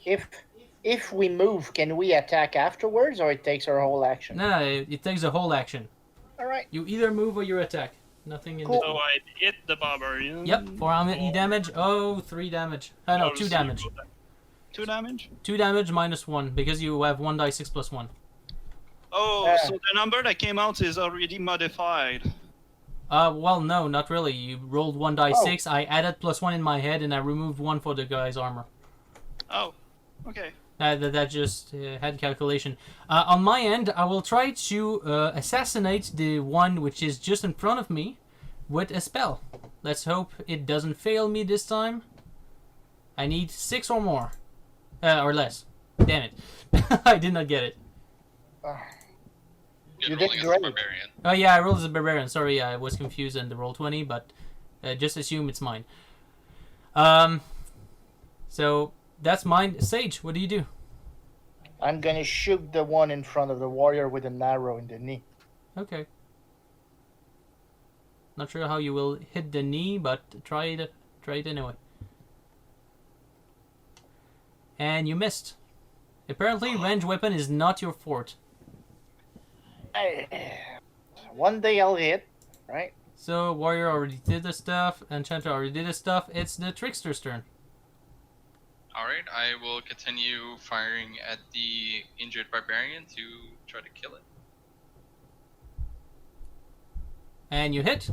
That's nice. Oh, 5 whole damage. Minus 1 because of armor, but still 3 We're getting somewhere. 3 endurance remaining. Yeah. I'm sorry, I'm not a lot of help in this fight.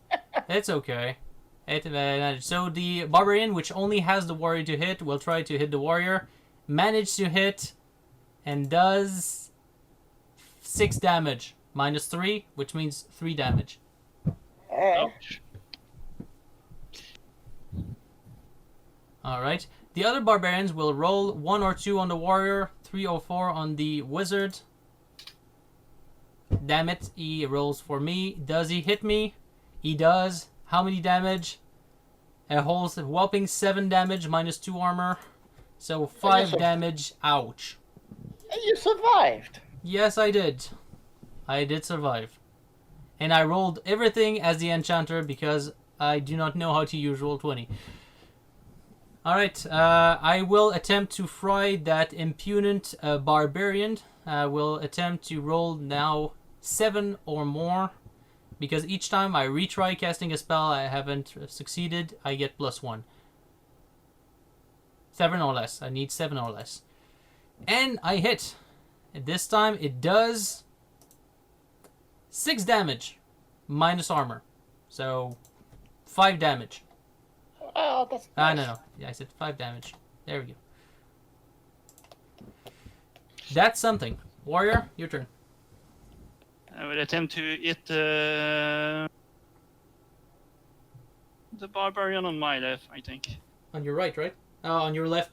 Yeah, I Well, know what you mean. The one that's close to me, right? Yes. Good. Thank you. And you hit. For a whopping 5 damage, which means it's enough to kill him. Great, thank you. Alright, that's one less. That's one less Threat. barbarian on it. So, Sage, your turn. I'm gonna still fire an arrow. Let's try to hit this time.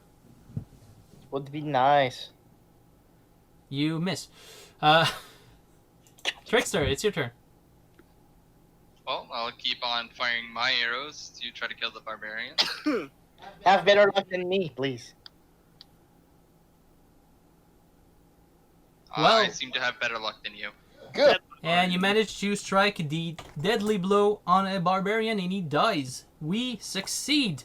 Please, everyone, eat one of your food. Will do. Well, I wasn't hurt, so I don't need. Well, everyone that was hurt, please eat one of your food. Can I share one of my food to give it to someone that ate one?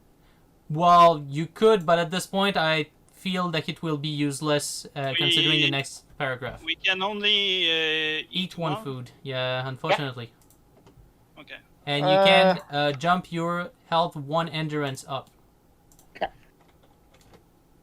So, I'll try. Can I heal 2% at the same time? Here's how do your healing work. You first sacrifice a certain amount of endurance point. Alright. And then you roll 1 die 6 minus 2. And you multiply the amount of points sacrificed by the result of your dice roll. Okay. And after that, you redistribute those endurance points to everyone injured. So how many points of endurance do you wish to sacrifice for that attempt? Can I eat my food after it's expended? Not every time you do it, but since we're just at the ending of a fight, I will allow it. So what I will do, I'll sacrifice. Do I feel lucky or not? That's a good Yeah, question. I'll sacrifice 4 hit points. Ooh, that's a big amount. So first, remove those hit points. So remove your hit points. Yep. If that works, though, it will do a good job at keeping us safe. So. By the it's a way, you risk. can do that directly on your icon by just clicking on your icon and removing, changing the number on the red circle. Oh. You don't need to change it on the character sheet. Oh, okay then. So this here. So, alright. So you have 6 remaining. How do I change it on my account? So you click your icon, you're supposed to see 3 squares at the top. One of them is red and that has a 10 on it. You click on the 10 and you replace the number. Directly on the bar? Not on the bar. You click on the icon, there's supposed to be 3 squares appearing on top of it. Adam, when did a circle become a square? It's a circle, sorry. It's a circle. So just click on your icon. Yeah? Oh, okay. You see them? Okay, good. Yeah, good. Sorry for that. Okay. Yeah. Did it work? And then press enter to update. Oh, okay. There we go. There we go. Now you So- roll 1d6, Mhm. and we hope you get a high number. How much do I need? Well, it's 1d6 minus 2, so if you hit 1 or 2, then you get none of your hit point back. If you hit 3, then you can redistribute 4 of the things. If you hit 4, then it's 2 times, so we're getting 8 endurance points to be redistributed. So the higher you get, the better it gets. So that's a 4, which means that you can redistribute 8 endurance points amongst all party members, including yourself. So how many do you give to yourself? How many do you give to the rest? Then I'll give a 4. Yeah, I'll give 4 to the warrior. Okay. 4. Yeah. So we're now at 11 out of 12. There we go. I'll give 2 to the. You know I'll you're do the one the- that heals people, right? So if you want to give yourself some endurance points, we won't blame you because you will need to sacrifice more afterwards. Don't worry, I'll eat my food, right? Yeah, but You can only only eat once, after and after combat. that you won't be allowed to do so until the next combat.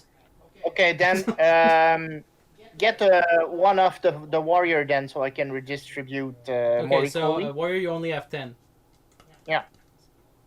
So that means I still have 5 left, right? Yep, 5 left to redistribute. Guys, So- instead of going into your profile, you can click on your icon and Yeah. change the red circle. That's what we Yeah. do. You So know, then I'll have 2 for the trickster, 2 for you, Adam, 1 for me, and I'll eat 1 food. Okay. Thank you. So that's why it's more equally redistributed, and I'm at 8, which is, I think, acceptable. Yep. So change back your hit points, press enter to update. So each time we change paragraph, you can request to attempt another heal, by the way. God damn it. There you go. Hey, enter. There you go. So, if you beat them, turn to 87. Yay, we beat them. 87. victory. The last of them falls to the floor. As he dies, he reaches out towards the fire-burnt skull. His finger twitches in front of his sightless socket, and he grunts something in the guttural Mercanian tongue. Then he dies. Examining the bodies, you find 4 battle axes, 4 breastplates, not much use to you, only 1 armor rating once, and 20 gold pieces. Take what you will from these spoils. Well, I guess we can each take like 5 gold piece and be okay. Fine. That's fine. Well, we could still, for example, pool our gold pieces if needs be, right? Yeah, totally. Well, then that's fine by me. Yeah, once I was the only survivor of the previous game for the first book, I basically took everyone's gold and then paid everyone almost everything for the first half of the second book. Well, then that's fine. So I have 15 gold now. I feel rich. Yay! Okay, so there's that. Then, if you also take the skull, turn to 38. If you leave this room and continue on your way, turn to 249. I actually would decide to touch on the skull, but before I do so, I will give you some of my items. Okay. It was 5 or 4 piece gold piece each. 5 Five. each. 5 each. 5 each. Oh. Yep, there was 20 gold separated in 4, so there we go. Yeah. Could somebody hold onto my silver armor, please? Yeah, I can do that. Just temporarily, I just want to, I have 1 slot. I can do that. Okay. Anybody wants to take my money for the time being? I mean, I'll take your money. So 15 gold pieces? You're gonna say I'm gonna give it back. Well, please give it back. Then you shouldn't be giving me your money. You're giving money to a trickster. I'll take it. I'm a sage. I'll be trustworthy. Alright. Then, Trickster, could you hold on to my opal medallion, please? I can do that. Thank you. The rest I will probably throw away anyway at the end.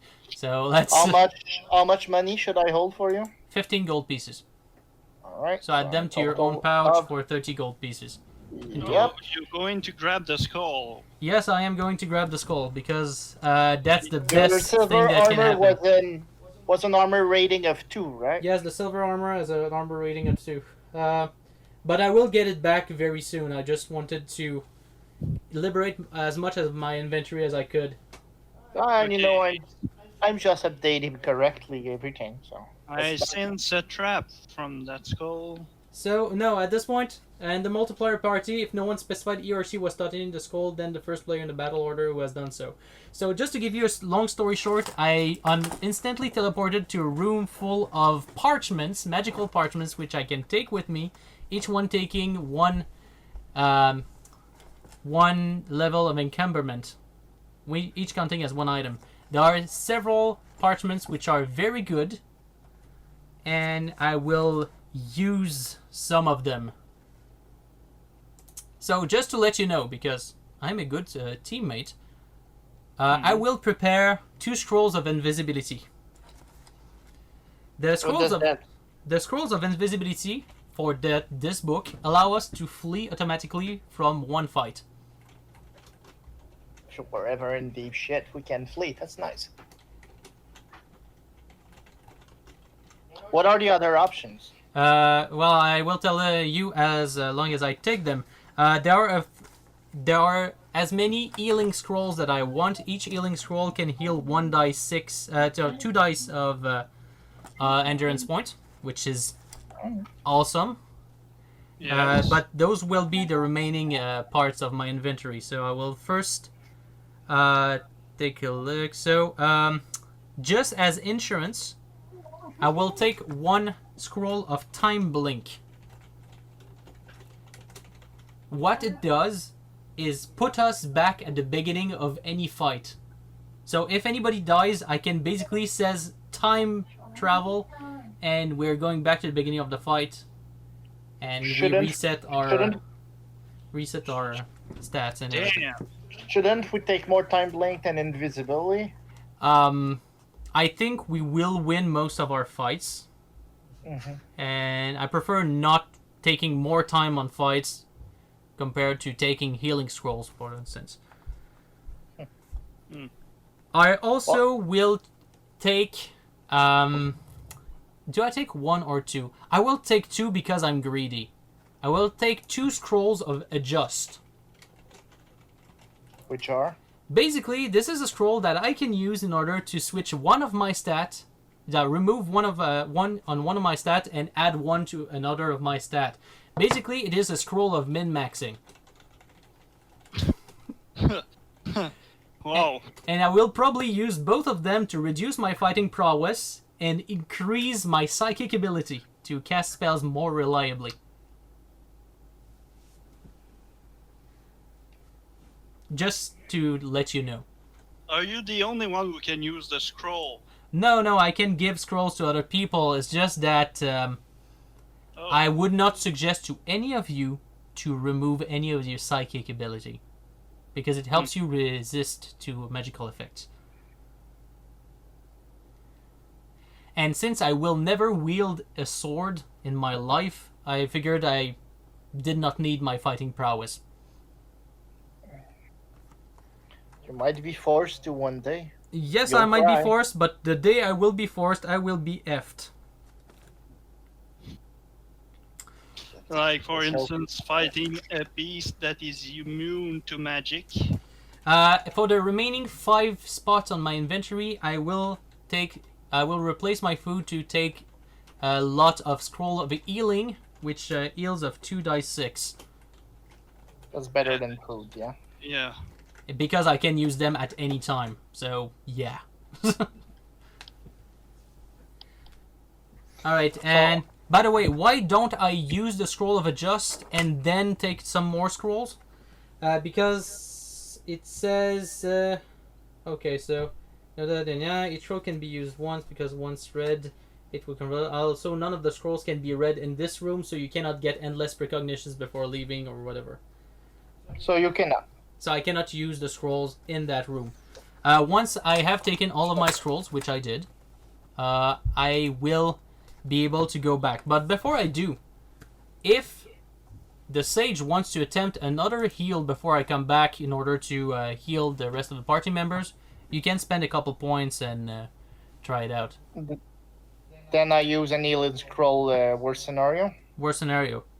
Technically, you don't know that I have healing scrolls, but you can take that time to let's say spend 2 endurance point and try to see if you can heal more people, something like that.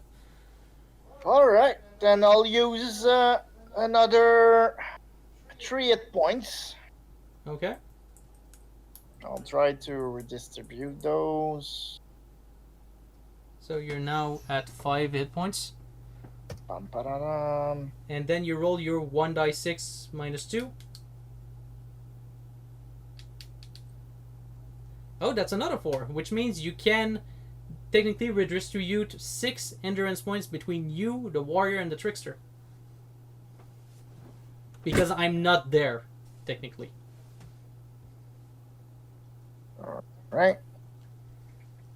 Well, then it will be simple. 2 hit points for everyone. Okay, so 2 hit points for the warrior, 2 hit points for the trickster, and 2 hit points back for our lovely sage. Alright. So once that we have all determined, that will let's make me come back. So 97. Thank you for eating all wounds. So you reappear in the room, well. you no longer have the skull, and you cannot make a second visit to the scriptorium. You step out of the room and continue along the tunnel. Before we go, do you want to attempt another healing while I adjust my stats? Hey, why not? I mean, let's try to heal accordingly. So I'll try to use another 3 hit points. Mind, I will make my psychic ability soar to the heavens. May I have my coins and my armor back? Oh yeah, sure. Take your 15 gold piece and your armor back. I'm fine with that. Thank you. Ba-da-dum. Wait. Dun, dun, dun, dun.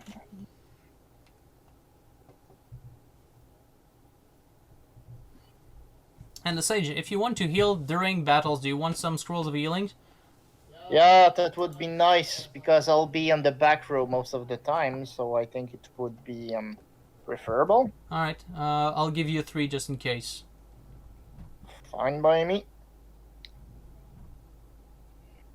The scroll of healing is a single target individual. Yeah, a single target, 2d6. Fine. So, does anyone want food that I can give them?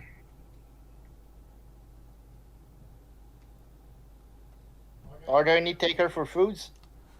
Well, I'll take some food because I have some spots, so I'll take 3 food if there's not me. If there's not. Yeah, well, that's all the food I have, so it solves the problem. You have room for that opal medallion back? Oh yeah, right now I have only 2 space for food in that case, so I'll take the opal medallion back. Sorry, I just forgot it existed. All right. Scroll of healing. Well, I have actually 1 more space for the food, so. Well, I'll have anyway, I some. only have 2 foods that I can take, so you can keep 1. All right. Alright, with my psychic ability, I should be able to cast more spells now. Which means I will prepare 2 spells for the moment, which will reduce my psychic ability to 8. I will take 1 sword thrust, just in case, and 1 white fire. It's 2d6 for the healing, right? It's 2d6? It is 2d6 for the healing scroll. Good. So, Don't forget everything is updated. Alright. So I should be able to more reliably cast spells now, which is nice. Yep. Okay, so now we continue to the corridor. Do you realize what we would have missed if we just continued in the corridor before fighting all those guys? Oh, yeah, by the way, since we continue the corridor, you can attempt one last healing if you want. You're still at 4 HP. All right. Oh, you did not add your 2 HP back, by the way. That's true. So yeah, don't bleed yourself to death. Yeah. Well, then I'll try a last one. Then I'll try to save up the scrolls if we ever need to. Okay. So I'll try to expend 2 hit points and try to heal. Okay. So first expend your 2 hit points and then roll. Unfortunately, you lose them. And I will use one of my healing scrolls in order to heal you. Because you need all the healing scrolls you can get first. And second of all, well, it will free me some space later. That's fine. So roll your 2 dice 6. So you heal for 7 hit points, which puts you to full. Well, then I think we're good to go at these HP. I don't need to retry healing if you do not mind. And by the way, for the rest of the party, I have 1 scroll of healing. The sage has 3. Okay. Alright, let's go back to the world map and then we can continue our journey. Oh yeah, I know where we are. Yeah, we'll pass this one easy. Just to interrupt, do we have a planned amount of time that we're going on? Because I may not have ate dinner yet because I wasn't feeling too well. Oh, you're not feeling too well? No, but that's because of the heat, obviously. Okay, you do not have not like... owning an AC still. When do you want to finish this session today? Does 11 sound good? I mean, to be honest, I'm already starting to fall asleep. And I've already passed out once prior to the session. That's why I wasn't really responsive earlier. Oh, I see. Oh. Well, what about it? I know what is the next scene that's going to be with us. We'll just pass Clef. And then after that, we can stop there. It's a good transition point. We'll go to the underworld after that, and everything will be fine. Yeah, like, this week is just a little bad, but the next week should be a bit better, because I won't be at home the entire time. Okay, yeah. Alright. Well, like I said, why don't we do Clef first, and after that we can move to the underworld, and then it's a good transition point to finish the video. Well, that's fine with me. Make sure you take care of yourself. It's understandable. Yes. Yeah, that's good with me. That's a good ending part. Alright. So, the walls of the passage bear a decorative frieze showing gladiators locked in bloody battle. At the end, you find a set of steps leading down to a monumental subterranean amphitheater. Tiers of seats sweep up on all sides. The shaft in the ceiling admits a one flicker of bleak grey daylight. On the low dais, a thin figure sits hunched over an onyx table. His robe seems like a pool of molten gold, and his skin is a rich ebony black. He looks up as you enter and pauses for a moment like one who has just awakened from a very long sleep. Then he speaks. You have done well to come this far, though you are not the first. Now, you must face a great challenge. Not a test of wits or wisdom, nor swords or spells. You must beat me at a game. Turn to 26.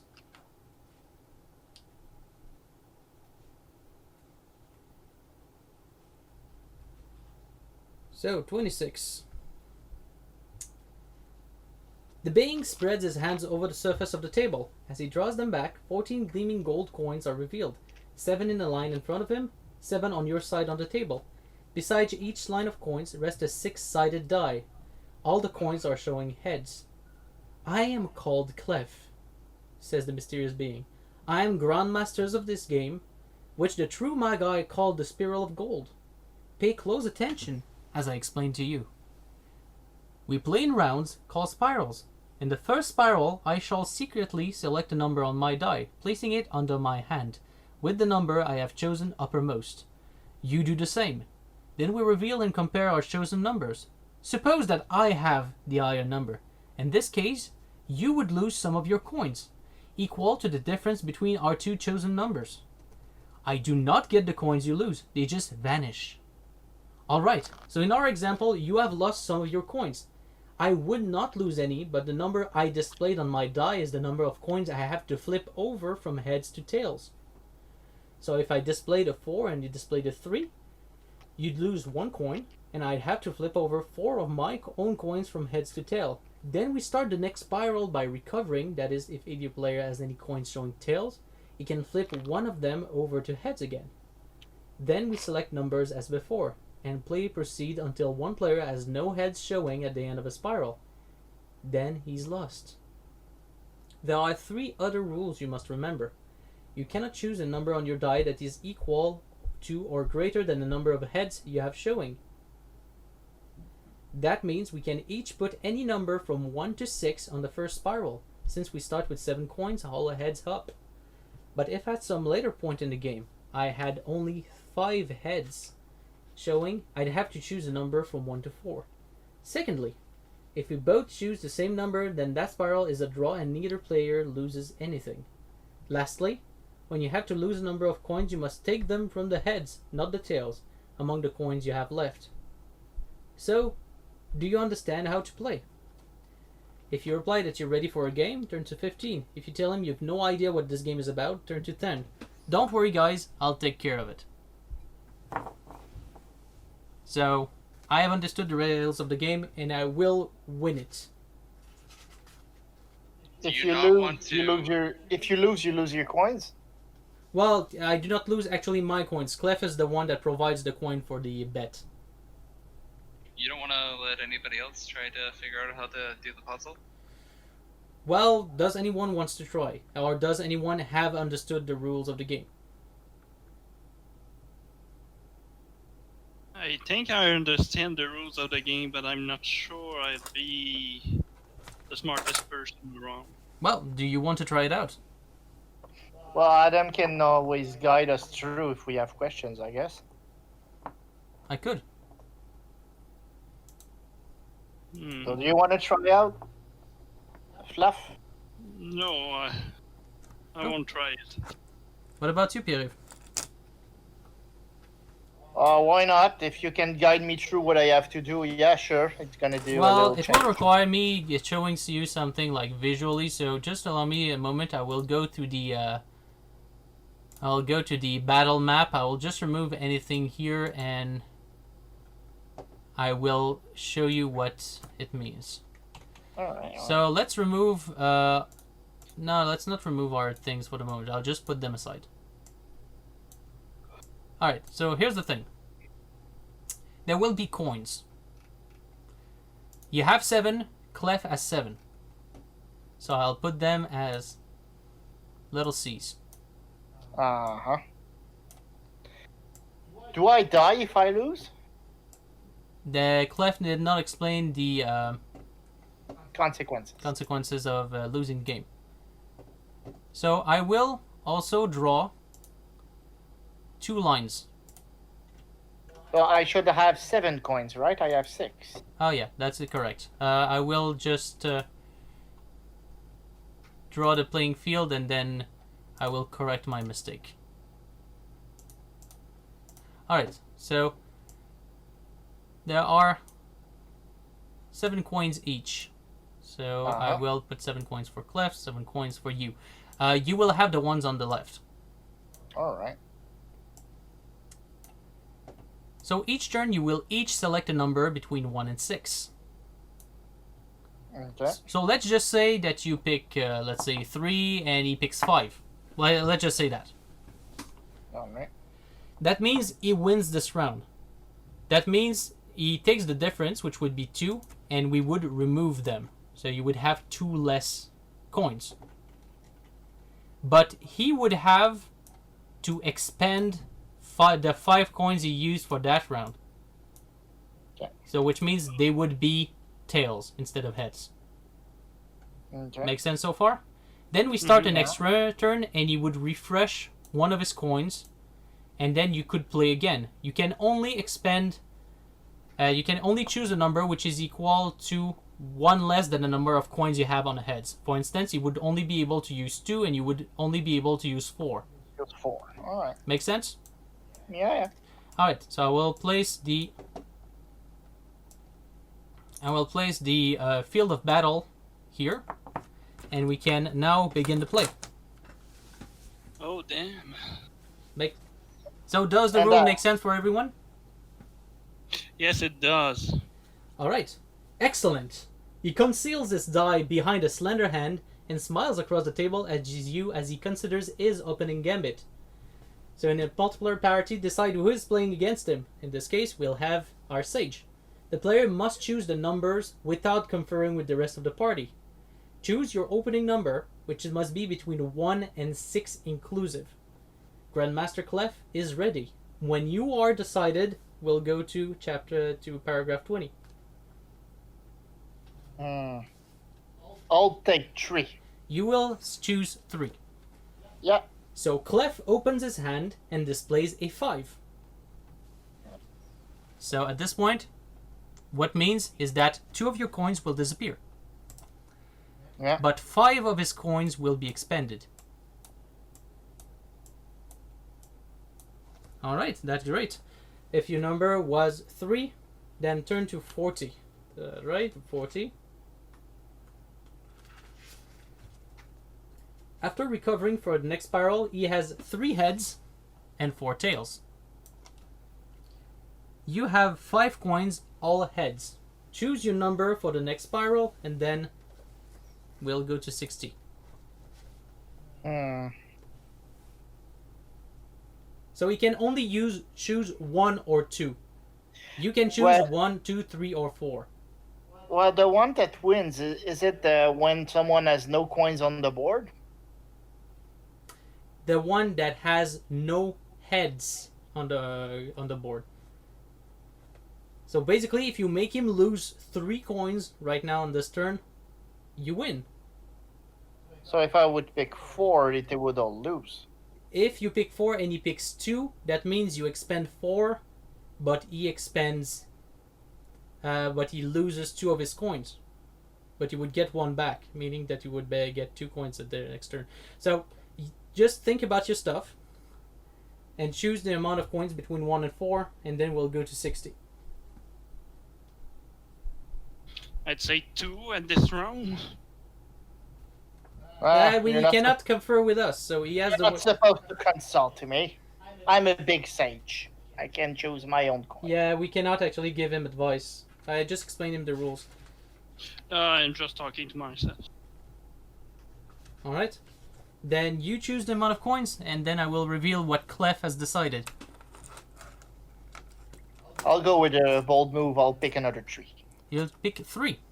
Yeah. Alright. This time he opens his hand and reveals a 2. So if your opening was a 3, it turns to 85. So since you have chosen 3, I will put 3 of your coins in place. Since he has picked 2, he loses 1 coin, which will disappear. Alright. So since you chose a 3, it is now up to 75. After recovering from the next spiral, he has 3 heads, and 3 tails. Your 5 coins now show 3 heads and 2 tails. So I regain. Oh. Yeah, after each Okay. round, we recover 1 of them. Oh, wow. Our That's- position are rather close, are they not? Says Clef with a broad smile. Then choose your number for the next spiral, then turn to 225. Oh, so he gets back. Oh. That's a tough one. Everyone gets back 1 of their coins. Yeah. I'll take a 2 since that's one of my favorite number. Alright, so, and E's number is also 2, which makes it a draw. So 235. After recovering from the next spiral, he has 4 heads and 2 tails. You have 4 heads and 1 tail. You're not far behind. After choosing your next number, go to 280. So you can chase any number between 1 and 3 right now. Damn.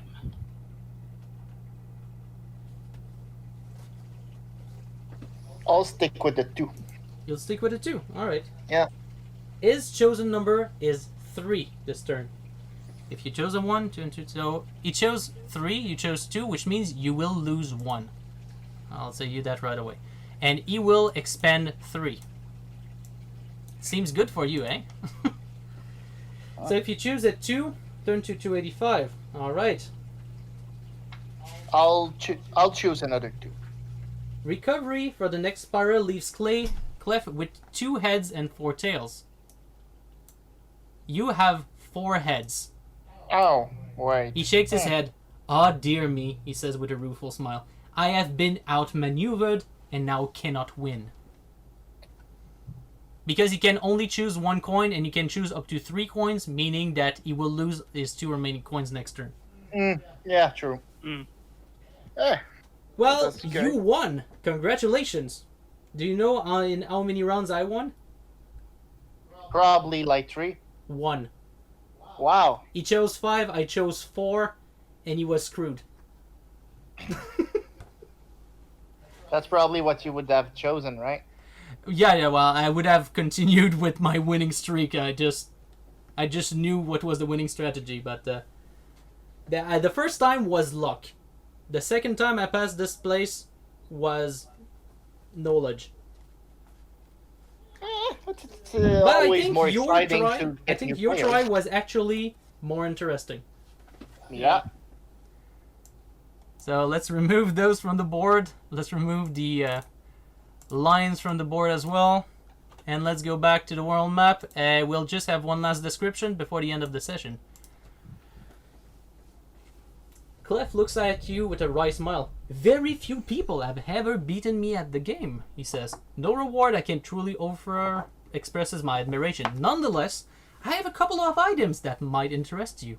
He places 2 objects on the table. One is an octagonal prism of colored glass. So we got a second one. The other is a sparkling blue ice jewel. Take both, says Clef. I feel magnanimous. And now prepare to enter the nether caverns. Who has some? Well, I'll I can take remove. the second glass. So you Yeah. can take the second octagonal glass prism? Yeah, I already have one, and I have 1 space left, so... Good. So, Yeah. the sparkling blue ice jewel? Yeah, I'll take it. It's the other thing, right? Yeah, sparkling blue ice jewel. You can say blue ice jewel, by the way. Does anyone want my spare food so he can pick it up? Because I'll remove 1 food. I can. I have 1 space for food. Well, then take food.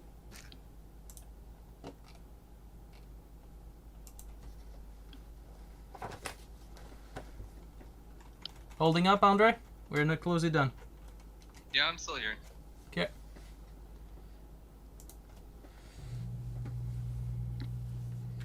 So, flicking gleams of light shoot from his fingertips, swiftly weaving a web of energy around you. You flinch momentarily before realizing that the beams are not hurting you. What then are they for? You have your answer when you look down. You are sinking into the floor. That's nice. Welcome to hell. Well, nearly. You slid down through the rock like a ghost, feeling the solid surroundings only as a faint chill against your skin. It is rather like sinking through thick, cold tar.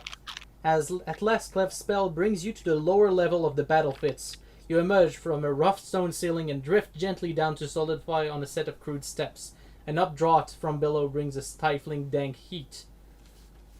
Turn to 356. By the way, if you want to still attempt to heal some people, I think we are still fairly injured. Are we? I think some of us are, at least. So you are at 10. And if I check, the Trickster still is at 10 out of 12, and I am at 8 out of 10. So we have some little damage. If you decide it's not worth trying a healing, you can decide that right away. But if you want to take the chance, you can.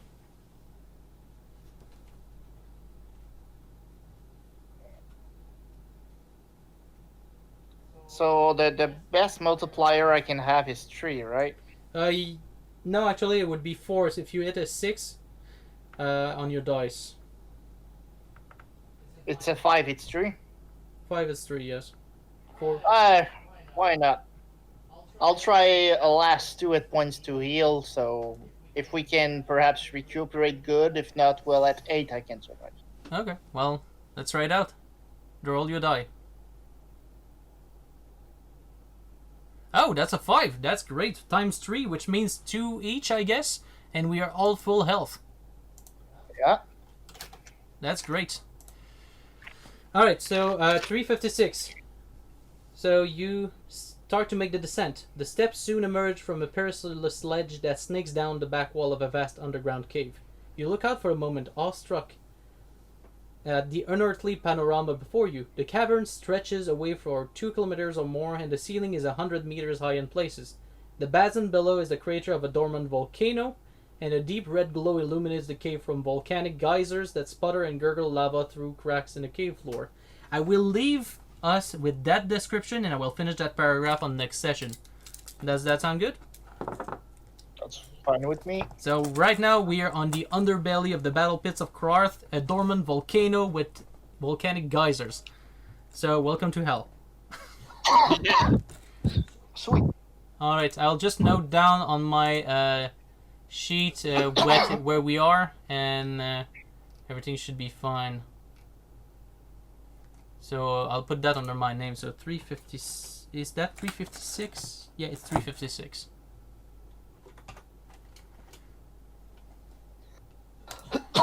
Alright, so thank you for joining us for that session. Well, we will be able to see each other next week, except if there will be other last minute changes. I hope you've had fun. Yeah, that was nice. Yeah, it was fun. Excellent. So we've done about half, by the way. We've done about half of the itinerary. There will be other surprises along the way, because I'm fairly sure me and Andre will try to choose other paths that we haven't chosen before. Nope, waterfall. No waterfall, but still, we could try to talk to the witches, or go around the temple, or something else like that. By the way, spoilers. If I make it past the waterfall. Yeah, if you make it past the waterfall. The waterfall is a bit of a harsh, or Yeah, it's more than a bit harsh. Just don't do what I do. Is That's all I'm gonna answer. It's the last boss. No, not I doubt really. it. Actually, it's kind of a midway point. Okay. Alright, so we'll leave it at that. I'll stop the recording, so thank you for everyone that has viewed us. Please stay patient as we continue our journey through the 5 books of the Bloodsword series, and have a nice evening.